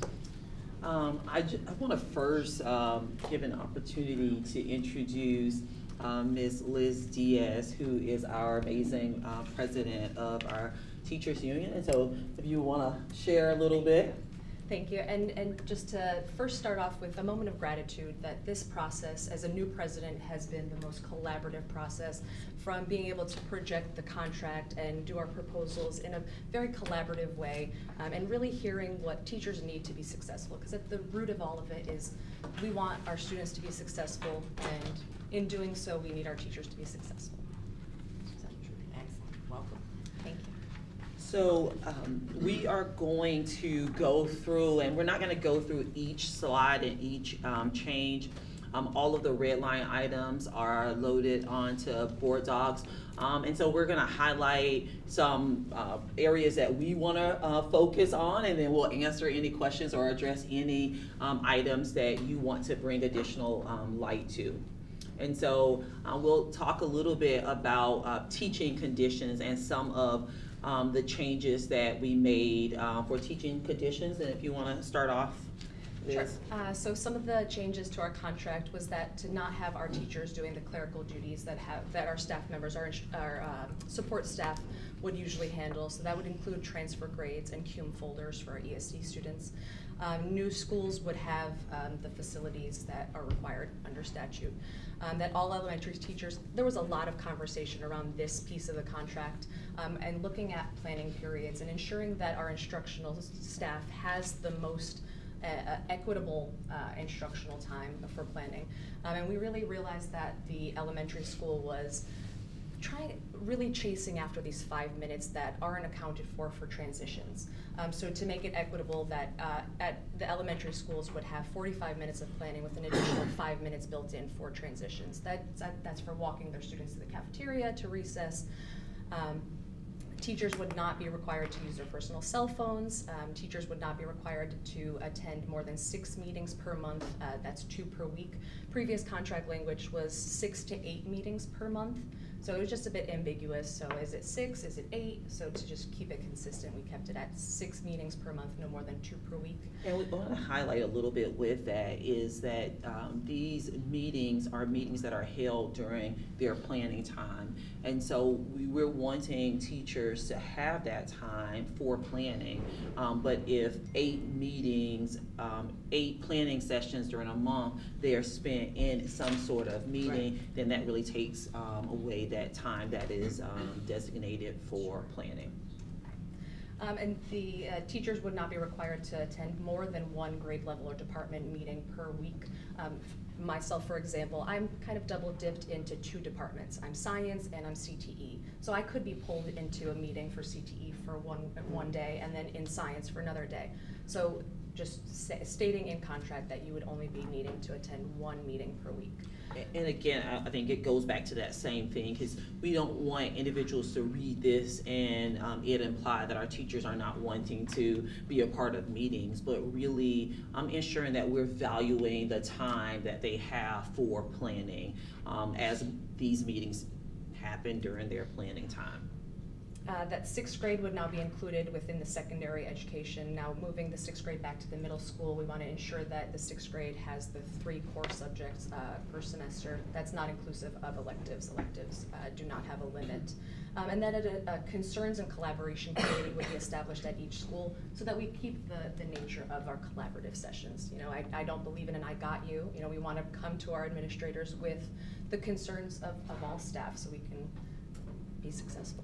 And this was happening at many of our schools, but it just was not consistently happening. And the schools that it was happening at, we found great success in that. And so we want to ensure that there's language in there and that's happening. We are going to skip over to slide 12 that talks a little bit about general employment practices. We had a lot of conversation around this, as well as giving our teachers their teaching assignments or their tentative teaching assignments as soon as possible before they leave going into the summer. Because though they have the summer off and they can break for summer and not think about anything related to work, that is not typically what happens with a teacher. You know, they're thinking and preparing of like, okay, I'm teaching this. You know, they're mentally preparing for that first day. And so that conversation was really around that, is how do we give them a tentative teaching assignment, understanding that could change, you know, as soon as possible. And that was the date that we could come up with, you know, two weeks prior to that last post-planning date. And then compensation is where we're going to jump to. And again, we'll go to any topic that you want to address, but we want to talk about all of the articles that address compensation. And so we'll have Patty to join us with that conversation. My arm is still sore from being twisted for these past couple months. I'm just going to hit on a few highlights here. I think we can all agree once we go through some of these, and especially both sides, we were able to do some pretty fantastic things for our teachers. One of the big things is previous to 23-24, this next school year, any teacher or any instructional staff from out of state was maxed at 10 years of experience. If you were in state, then you could bring all of your years. Surrounding counties, we were losing staff to surrounding counties because they do not have that same policy. So this has been an ongoing issue for us, especially in the current state where we're at now with our teacher shortfall. So we did open this up and state, you know, okay, for any teacher, whether you're in state or out of state, you're still going to get all of your years, which is pretty huge.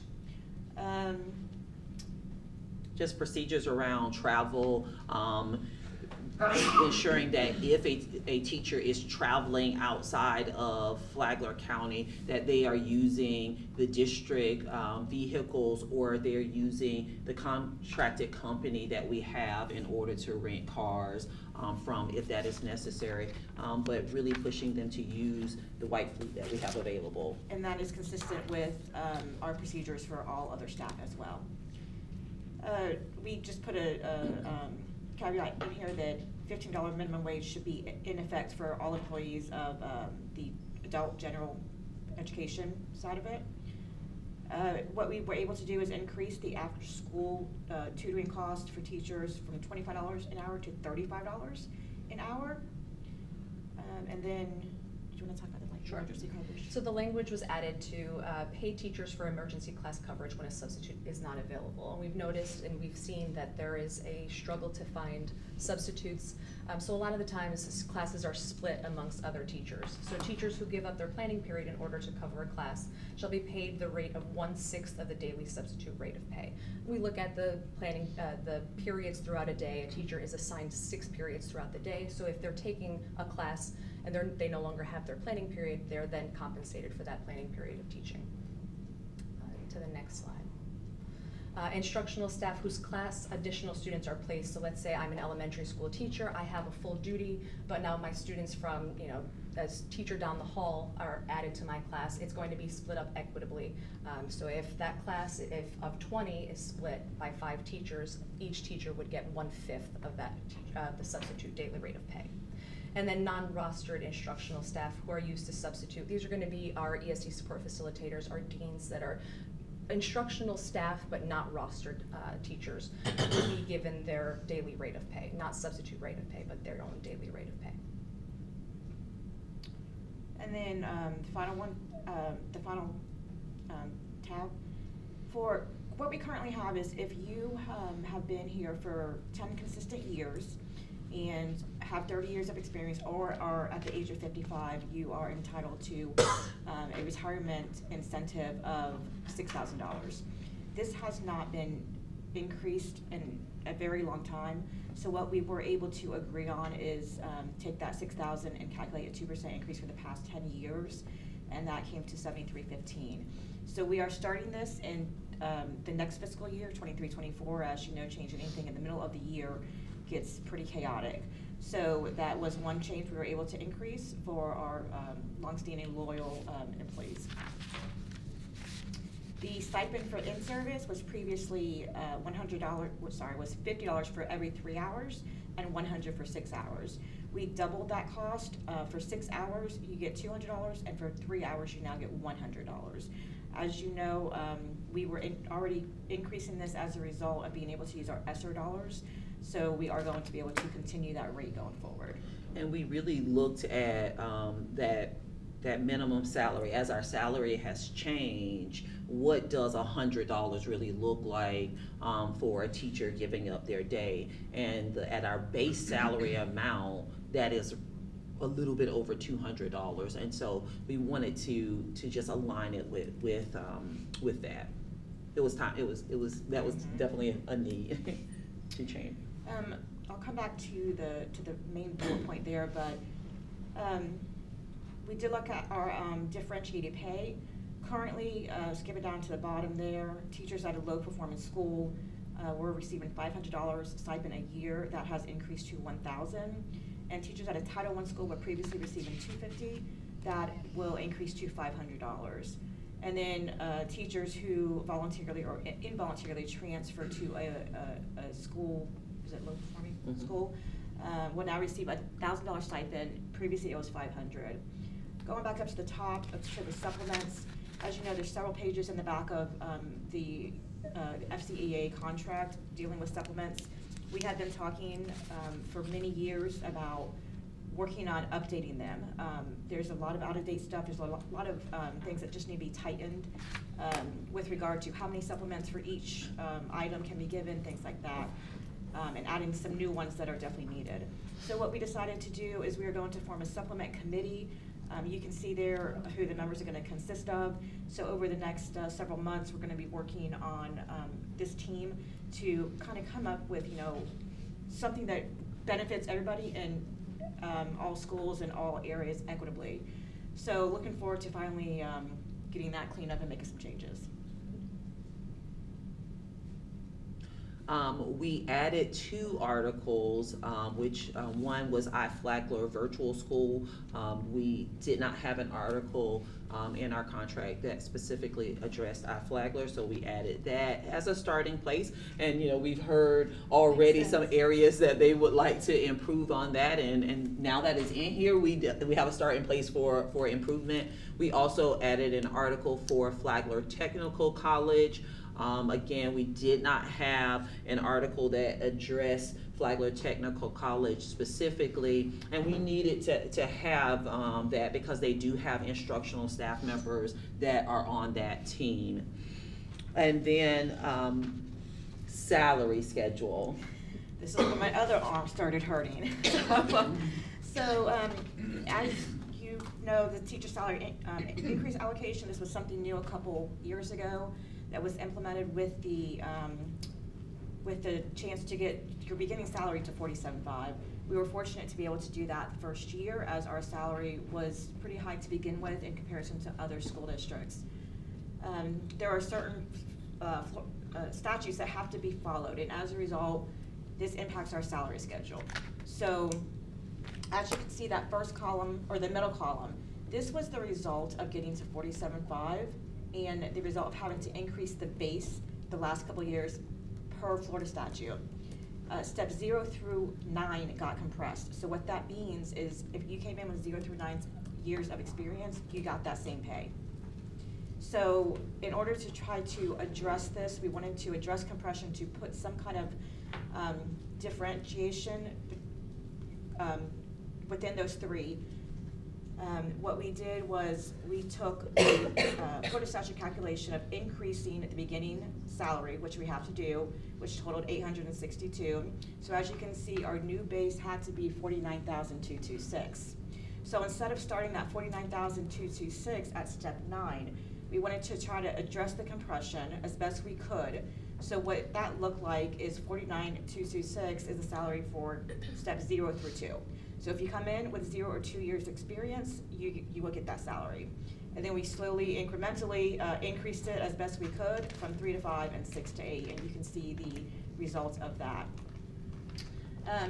In addition, the performance pay is required to be paid out for all annual contract teachers. You can see on the left side the highly effective calculation, which again is per statute. As to how that's calculated, was $1,438, and if you were effective, is $1,078. We wanted to take the budget that we had available to us and try to spread it across as many teachers that we could.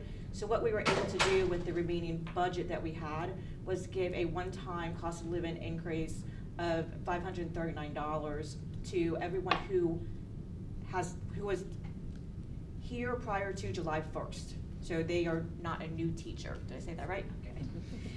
So we were able to do that, and I believe that sums it up, right?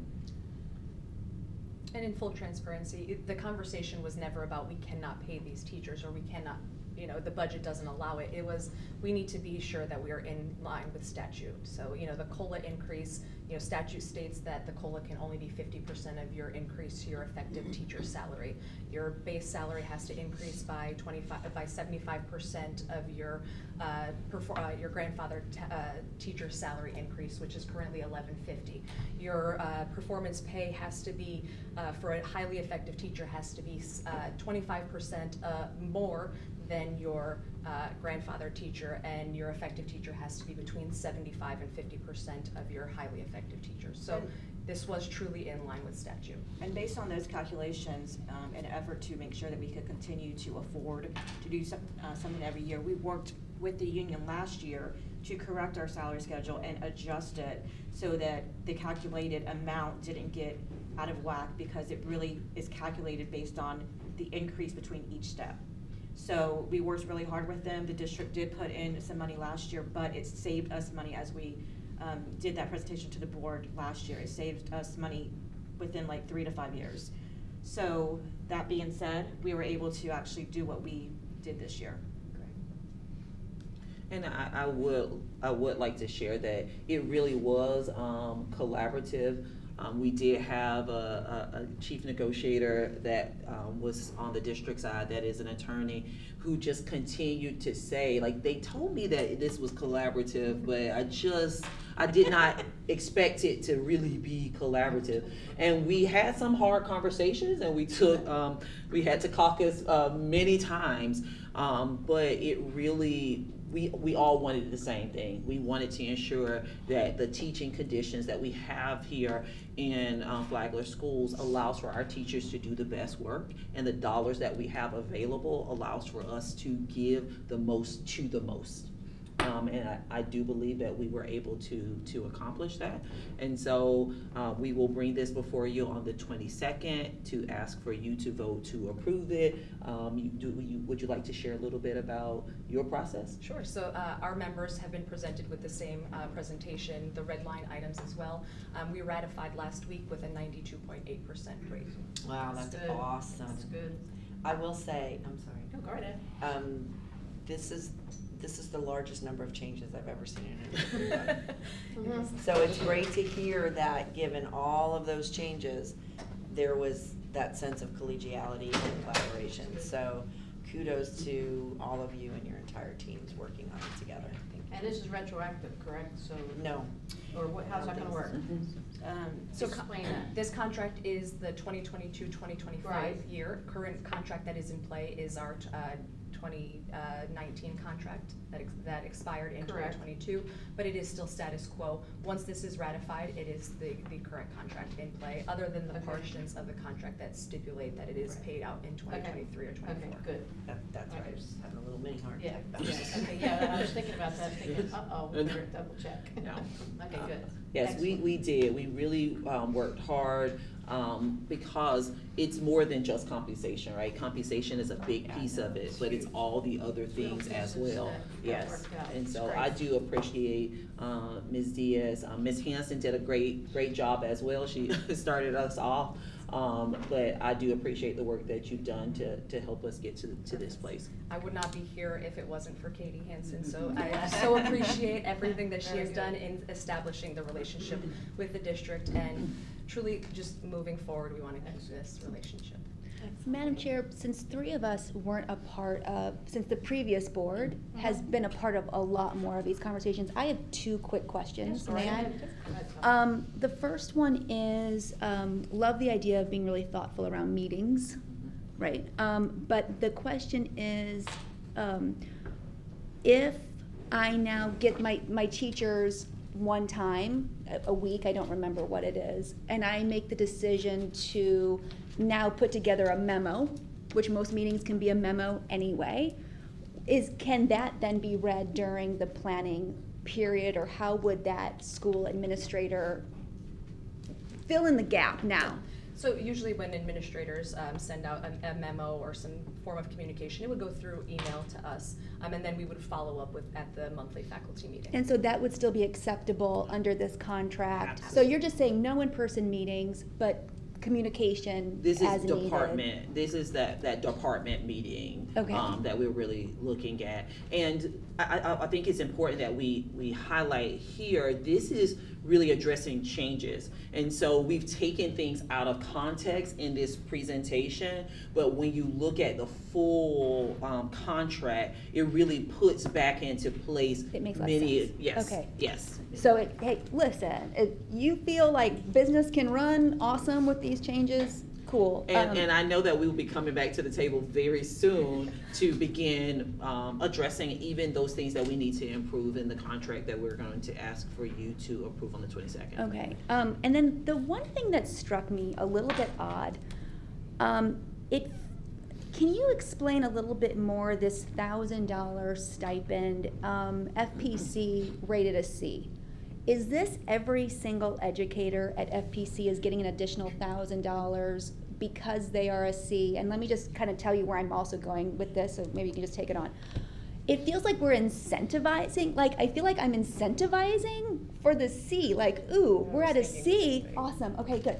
ooh, we're at a C, I'm gonna $1,000, right? Like, ooh, what's my motive? Like, I'd almost rather like give folks the $1,000 that we went from a C to an A in a year. So I think you're probably picking up what I'm laying down, but that one struck me as a little bit odd. So the stipulations in the contract do lay out that it needs to be, it is only paid out if the Title I school, it maintains their A status or improves a letter grade. Yeah, so again, we're pulling out changes, but there's more context that is around that. That's one that I'd love to see the context on, because the way I read it was like if, like at a C school, everybody's getting $1,000. And really, it's like Oprah. No, no, and I know you're going to pull up that language so you can read that language. But really thinking about, especially now in a time where it is hard to staff many schools, that is really additional incentives for individuals to teach at a Title I school. To transfer in. This is not current. Like the 300 teachers who are a part of this C grade are getting the $1,000. It's, hey, we need you here. No, it's transfer. It's like a recruitment. Yeah. And that's in there. I can read better. So the Awesome. first line is teachers at a low performing F or D school, and that has to be, the incentive is paid out to highly effective or effective teachers.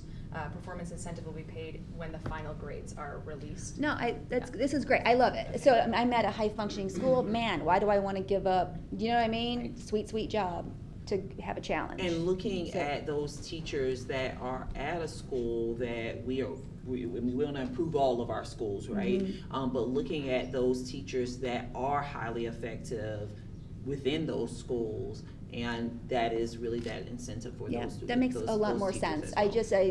I didn't pick that up right away. Thank you. Any other Appreciate it. questions or comments? I think done. Thank you very much. Thank you. Thank you. Can we take 5 minutes? I think we only have one, that would be better. All right, we need to take a 5-minute break. Okay. Sorry, we need a 5-minute break. Thank you.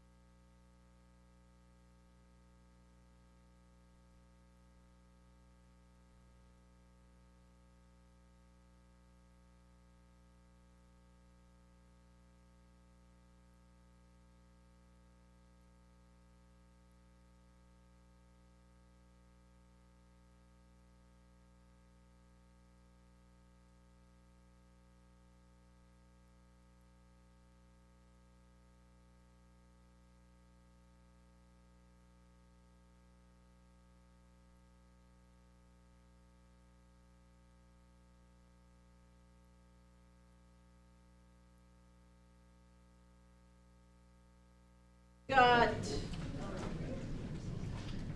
permission to advertise Narcan policy, presenter Christie Allen. So board, during our information workshop, I provided to you the draft of the administration of medication, and if you want to scroll down, keep going to the red, keep going, keep going. Oh, stop.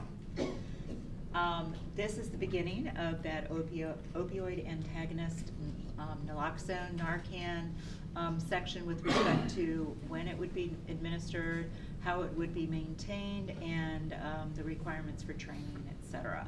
I don't know if you want me to actually go through this again. There have been no changes made to the policy. This is just my seeking. It's just for advertising, right? Yes, this is my seeking permission. So this will actually be published in the newspaper, setting forth that we are considering adding this to school board policy and then implementing it.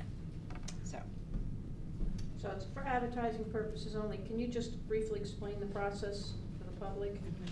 So anytime the school board is considering making a change to school board policy, we are required to advertise in a local newspaper the intent to make that change. That then provides the community notice of, again, how we are doing business. And as a reminder, when we had our board retreat this morning, one of the things I said is that one of the major items that you are taxed with is school board policy, because school board policy drives and directs how this district runs and operates.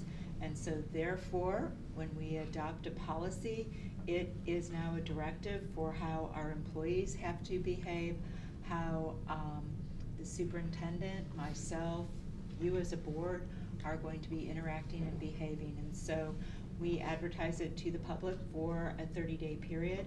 So if at the business meeting you approve it to be advertised, we will then generate notification that will be published in the newspaper. It will then be sitting during that time period, and that notifies the public that they can then provide comment of I believe this should be changed within it, or I don't believe that you should be considering this, or you need to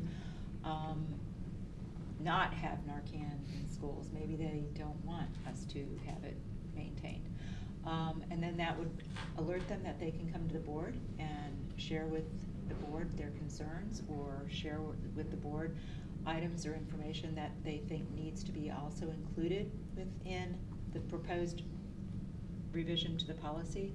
And then after that 30-day period, so it depends on when our meetings are held on whether or not it ends up being able to be approved in the next month, brought back to you for approval, or whether it's 2 months, because again, it all is dependent upon when that business meeting takes place and whether the 30 days is within that time frame. So it'll still come back to you again at a working agenda workshop and then another board meeting. And certainly if you want more information, you have 2 information meetings that you could have it brought back up.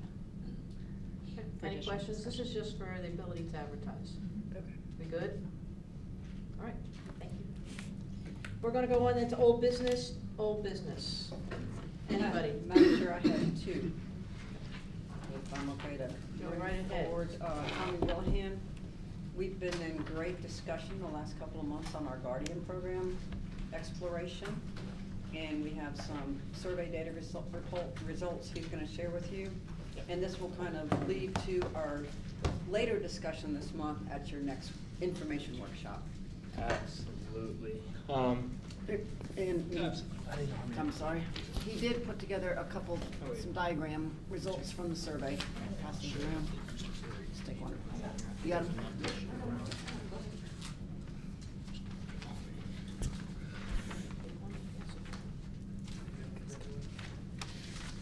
Board, we did have a program interest form result that was sent out to all of our faculty and staff for a week. I opened up on a Monday and it was closed Friday by the end of the business day. Of the responses, there were 78% of the faculty and staff would not be interested in becoming a guardian. However, there were 112 faculty and staff members interested in becoming a guardian. As you can see in the school or department, most of those responses are made up of district staff. And then at the 2 high schools, Benell Elementary, the 2 middle schools, and then the rest of the elementaries, and Flagler. So every school and district level was represented in the survey. In the job description, 55 of the 112 yeses were made up of instructional staff. You also have plant services, maintenance, district staff, school administration, custodial, food services workers were on there as well, and the others. The others, I believe, is compiled of possibly even transportation that we couldn't collect that data, and we probably should have. Currently, there are 68 of the 112 currently have a CCW, and then to Dr. Conklin's point, there are 17 with former military or law enforcement background. That's it, huh? That are interested in becoming a guardian. So we don't know of the I'm sorry. Go right ahead. We don't know of the 17 if they're located in a school. No, I do know the law enforcement side. I have an idea. It was an anonymous survey, so we didn't ask for their names, but I do know, just based off their law enforcement experience and what they were actually put in their experience, I have an idea of who it actually is. Okay. Tommy, this is consider a third of our employment population, or less than that? For the yeses, No, or that was surveyed? Response. Based on About a third, yeah, about a third. And remind me, what was the number of guardians that we were going to need? So after speaking with Commander Naraki and Commander Emery in a one-off meeting about what does the training calendar look like, and they're comfortable right now with training no more than 13 at a time, and that's just because all the training that's going to have, they're responsible for with their own staff with training new hires. So 13, no more than 13 would be a number that they're comfortable with. Well, I mean, if we only need 13 and we have 112 that are willing, that seems doable. Yeah, but I would not, I wouldn't consider that at all, just because Right. you have 112 that want to. And board, I want to remind you that Are we talking about with their retired military and law enforcement, or are we talking about anybody who said, yes, I feel like carrying a gun? For me, that's not a prerequisite. So, I mean, yeah, it's 112 people that said, I would be willing to be a guardian. And even if only 68 have a concealed weapon? But Well, they're gonna be screened. They'll be screened and they can get a concealed weapons license. I mean, the whole point of this program was about the participation within. This wasn't a survey on whether or not we want the Guardian program. It was how many people would be willing to do it, right? And we have 112 people that raised their hand and said, I'm willing to be a guardian. That's great. I think I know I was very clear when we were doing this that I would only even be interested in this if we were looking at retired military and law enforcement officers. I understand that you. No, I'm sharing. Yeah, as far as votes go. That's all. where I'm we all just being stand, up yeah. front, Will. But my optimism here is 112 people said, yes, I want to do it. So we only need 13. That's a good number. Yeah, is there any type of screening that would be done prior to becoming, if we went this route, that could be done prior to, of these 100 and some, or there may be more even? Right, so- That so- would kind of cross the qualified and doesn't qualify emotionally? Oh, mentally? absolutely. Yeah, so reminder board, this interest form was for current non-instructional or instructional personnel on our campuses. This is not the model of a uniform. This is just seeing that current faculty and staff members on a campus or within the district, if they'd be interested. Absolutely, that is a requirement statutorily. We go through their background screening, their mental health screening. Speaking with Commander Emery, and we went down to Volusia to look at their model and how they operate. The mental health component and the screening on that, the evaluation piece, is done prior to any weapons training. That's what I was most interested in. Absolutely. Because, we need to do that before we do anything else, if we're gonna go that route. Yeah, That's the thought. What's their will be- criteria, Tommy, For the screening, for selection, if people are volunteering? what is Volusia's? Are they paid? They're paid? They're armed uniformed, force. They're armed force. personnel, Yeah. they have their criteria is former military law enforcement. It's, Okay. And we have to remember, just because somebody doesn't have a concealed carry does not mean they're not experienced with firearms, right? So that's just a requirement to carry it out in public, They right? can hunt. They Right. might be hunters. Right, I You mean, don't I'm know. just saying, Yeah. that doesn't mean just because they don't have a concealed carry that they don't have experience with using firearms. And of course, we have the training that's gonna be given to them through the sheriff's office. yeah, absolutely. So Sheriff Staley has tasked his group to still go through their cost analysis. And they're going to join us on that 22nd information workshop to describe what that looks like. There's already talks about legislation changes about the Guardian program and the training requirements that go into it. So they're starting to implement those in their training requirements. So Tom and I have met, we had a lengthy conversation about this, and I just have a couple of things to add. One, as we talk about this, when we talk about training 13 people, let's say it's 200,000 or 300,000 to train the group of 13.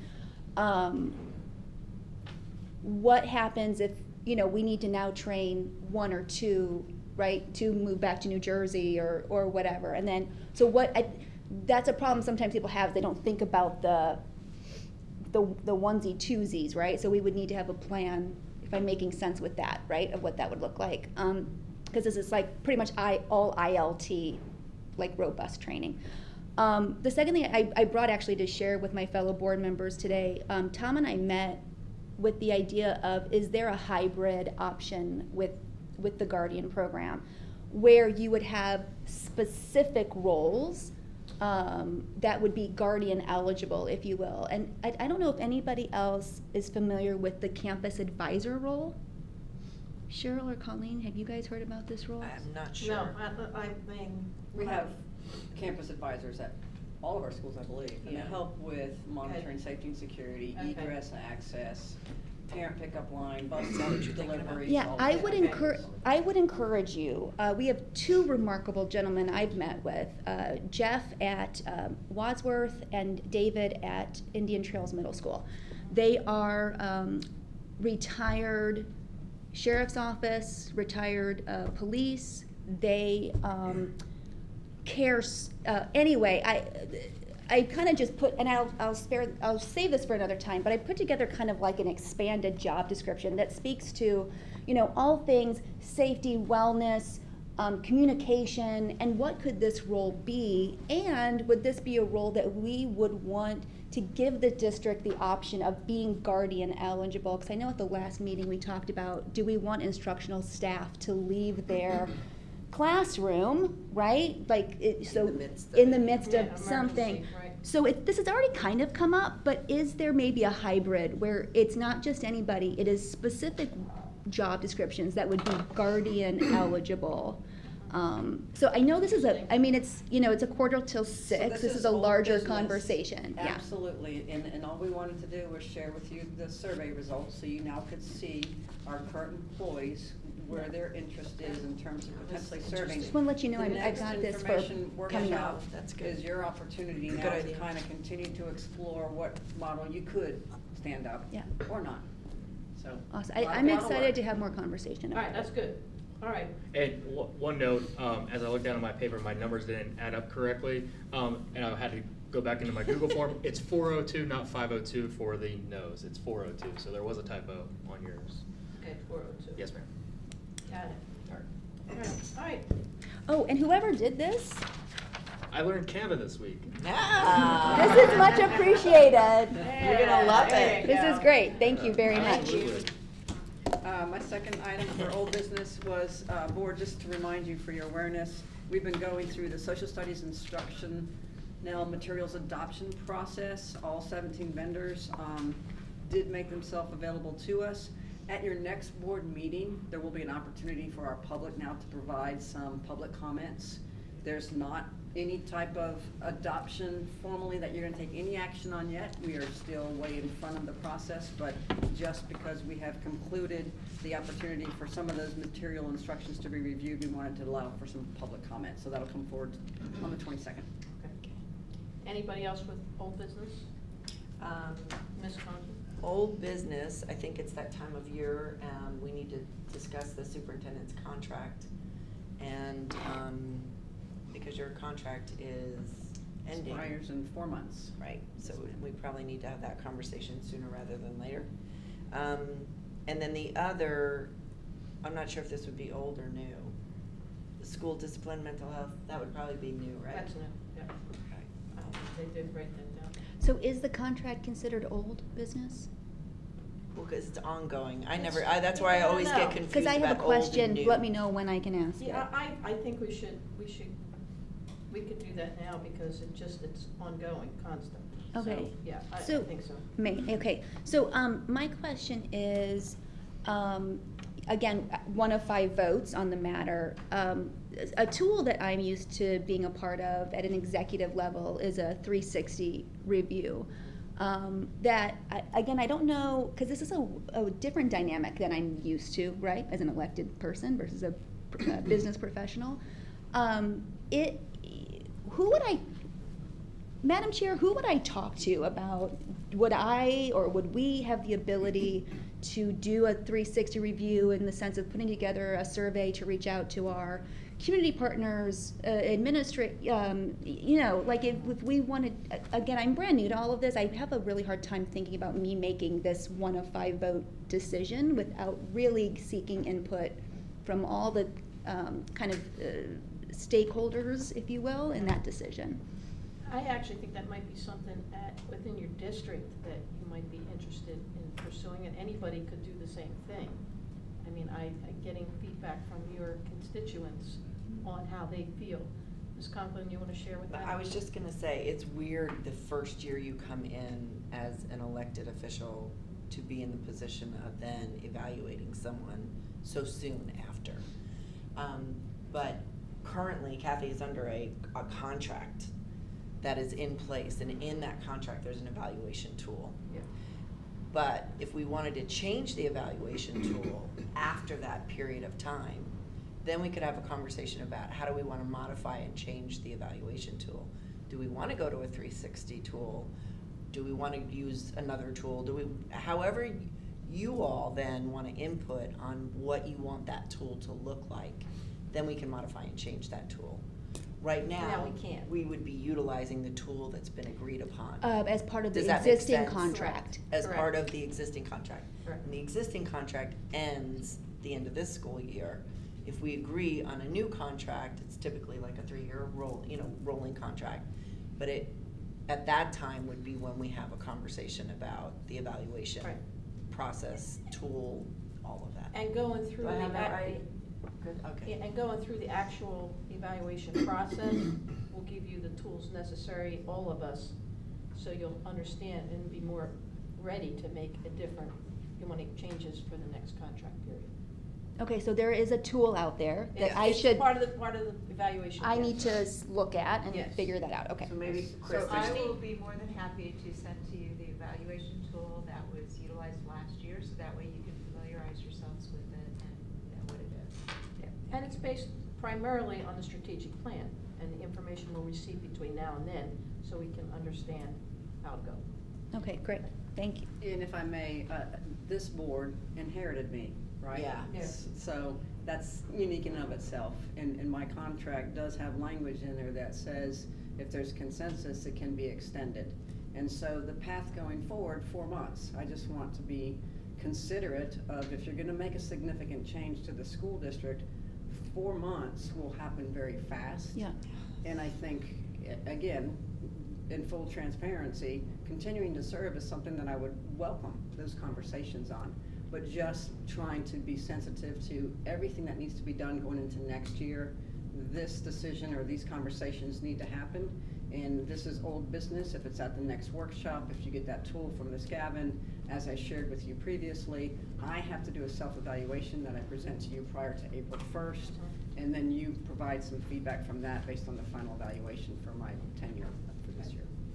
Yes, much hand-holding needed I will go this time ahead around. and share with you not only the evaluation tool, but I will also share with you her self-evaluation that she provided to the board last year. So that way you can kind of have an idea of how those play in with each other, if that will be helpful too. Yeah, So- and Chrissy, are we also able to know like what the process is of like the next contract? Like what are the terms? What does that look like? What decisions are we making? I can also include for you her current contract. So what happens is, the first thing that takes place is you as a board make a determination upon whether or not you want to extend her contract. Once that's decided, then we start taking a look at her actual contract. And I'm going to give you an example. Her compensation is one part of the contract. She has her base salary. She then has the ability, under the contract, to maybe receive bonuses based upon hitting certain benchmarks. Benchmarks that you as a board set as what has to be met to receive that additional compensation. That is an example. So you would be able to, as a board, say, we would be interested in talking about how she could earn additional compensation over and above her base salary. And then you would decide what kind of things you want to utilize as those benchmarks. That's an example. There are certain things that are standard pro forma that are offered as part of her compensation that was based upon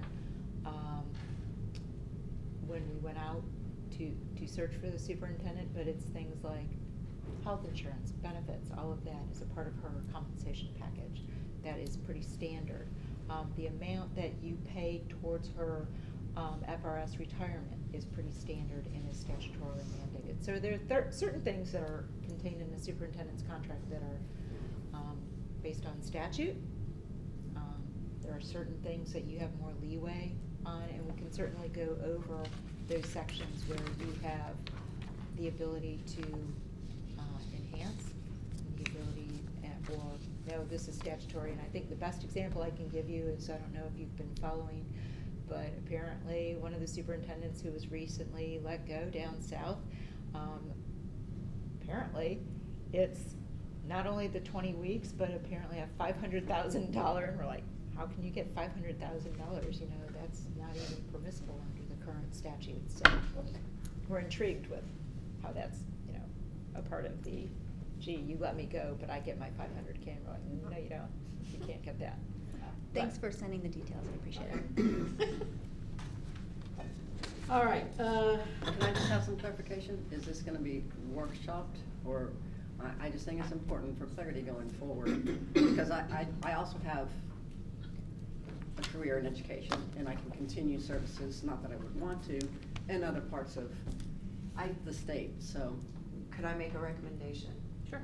Chrissy, if you would send out the evaluation tool to everyone, and then let everybody review it and look at it, and then come up with a time period to do one-on-ones with Kathy.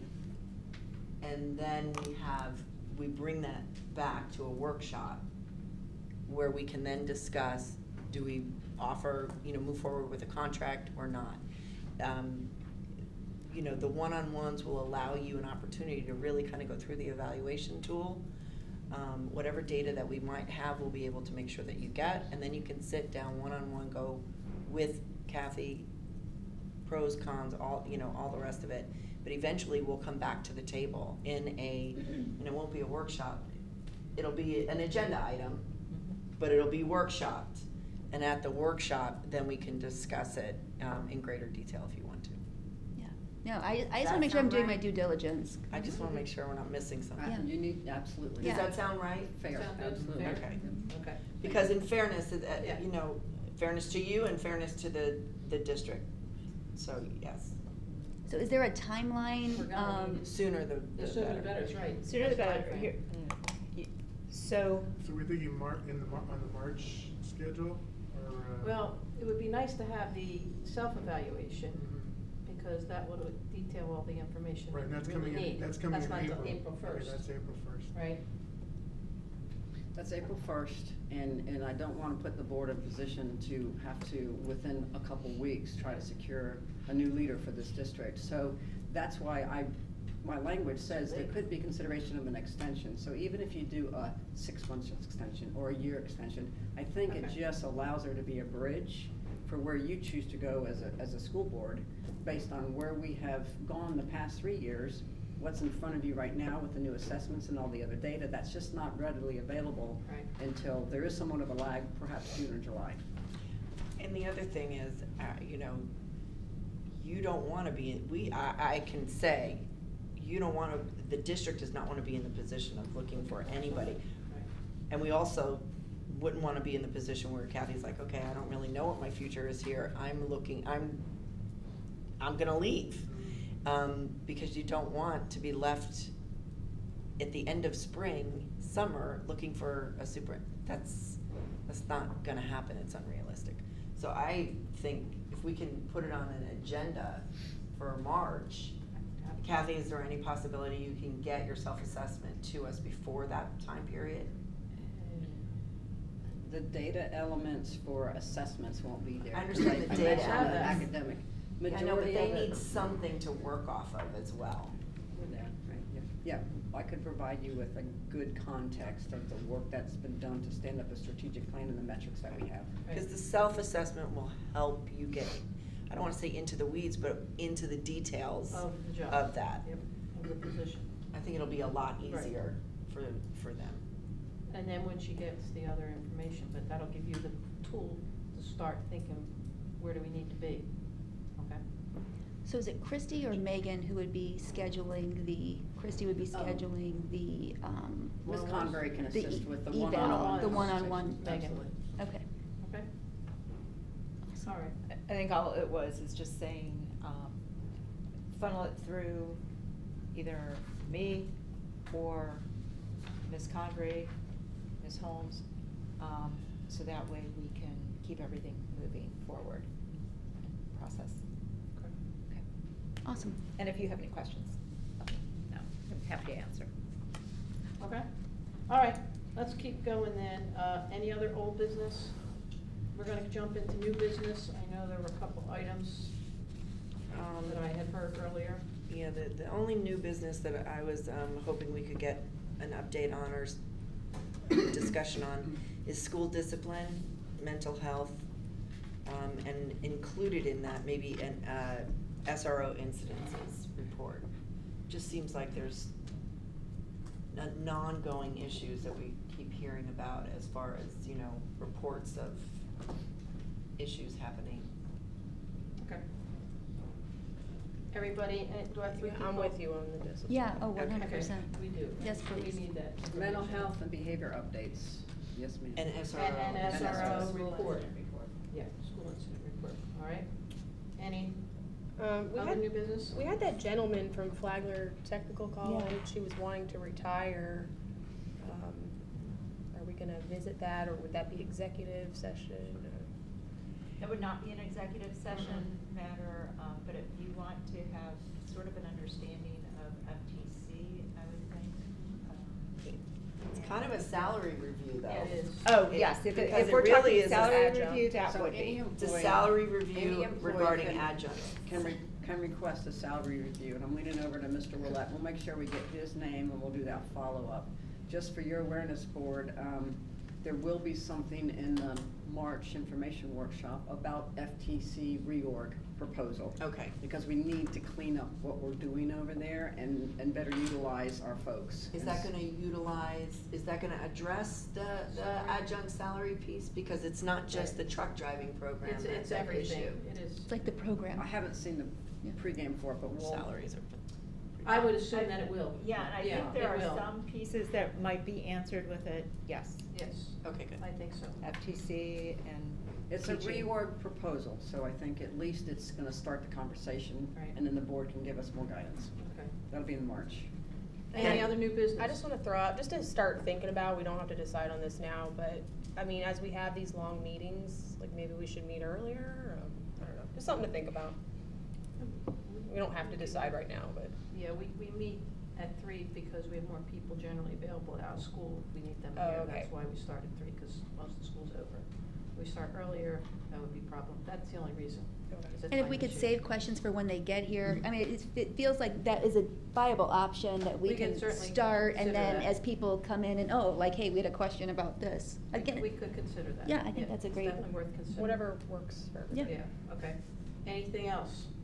We did speak about the possibility of, and this is a technology thing.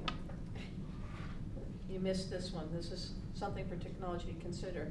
The possibility of putting, like a progress graphic on certain bills, like on the board doc somewhere, where they would know, example, like take Narcan, how it goes through the process and where it would be. So people, instead of guessing, could go see where they are.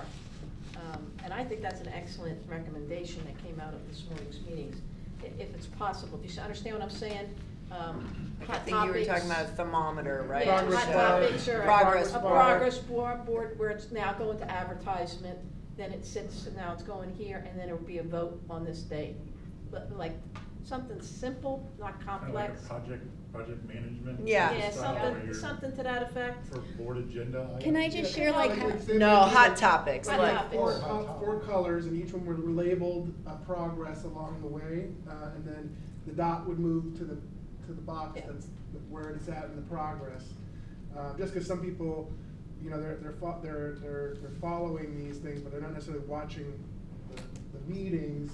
And if they just want a quick glance, they can go, oh, they haven't voted on that yet, or, you know, Yeah. they're still workshopping it, you know? Yeah. That was kind Oh. of, just for Yeah, more 'cause transparency. I'll work through. Something, if it's feasible, and the idea is, I mean, we're a very visual society, and I think people could see that, and then that might stop a lot of the stuff that we're getting in emails and things, oh, we're not there yet, or we're working on that, or. Well, like, for example, like on the website, we have the hot topic button, and that changes usually by direction from the board. So, Yeah. I'll do some more Yeah, I research mean, on it, just but, something to you play know, with in the maybe- future, we could. Could even be on the school board page, and there could be like 4 bars if we have 4 different, like I'm thinking the Guardian program, Probably, the yeah, right, Narcan. that- I think from, I'll do some research on it, Yeah. but I think from direction from the board, at least from my thoughts would be, the board would identify what those Right, those right. topics Oh, are. yeah, We yeah. would. We're not So- talking about every agenda No, item. Okay. there's certain things Yeah. that the community's most Maybe interested in. something like that, if that makes sense. Yeah, no, I mean, that's just what as a- that's what yeah, I'm picturing. Okay, we good? I just- I mean, it's just, yeah, exactly. Yeah, exactly. Exactly, it doesn't have to be like my complex, pizza order? but, yes. it's- Baking. Okay, Domino's. all right, anybody Jimmy else have any John's. other, We're all any new hungry. business? And we're moving along.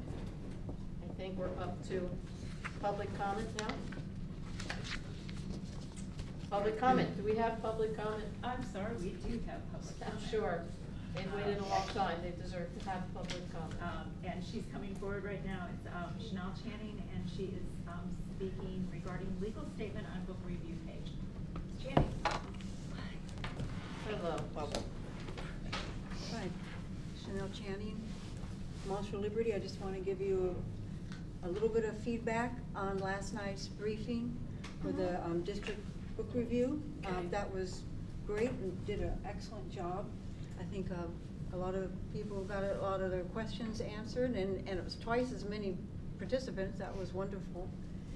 And I think this is going to be the flagship. I always say that about this county, that you're way ahead of the pale as far as resolving a lot of these issues.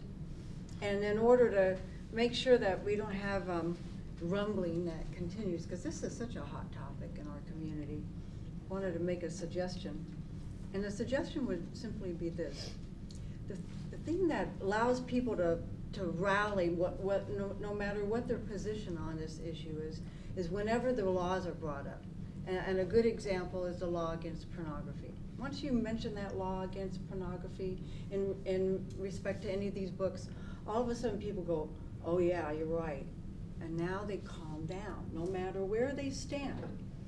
So I mention this because I think the thing you're gonna find when people are looking at, well, what's being reviewed, because a lot of these people aren't gonna be able to be on these committees. They're gonna be looking at this form. Now the form, the book review form itself that the committees actually have to fill out, has a lot of subjective type of wording on it. And rightfully so. I mean, they're gonna be needing to look at these in some ways. As they discuss these things, there are gonna be some subjective words in there like, is this age appropriate? So people get kind of wrapped around the axle on that. And so I would like to suggest that you have some concrete focus that they would have at the top of the page, and that is some of those laws, such as the law against pornography. That there's always on that form, so that as this gets circulated around the community, which it will, that they always look at it and go, oh, see, they're evaluating according to the law. It will quiet things down. They'll always know, okay, they're sticking to the law. That's what this is about. It's about laws. It's about statutes. That's what this is all about. And I think it will help calm things down so you don't have a whole lot of turmoil, so you're not getting a lot of those emails. And just want to give you that feedback. Thank you. You're doing a great job. Thank you. Thank you. Thank you. Okay, any other? That is everyone who is signed in. And, Is there anybody else that would like to make public comment? Seeing none, we'll go to closing comments. We'll start at the end of the table. Any closing comments? Nothing for today.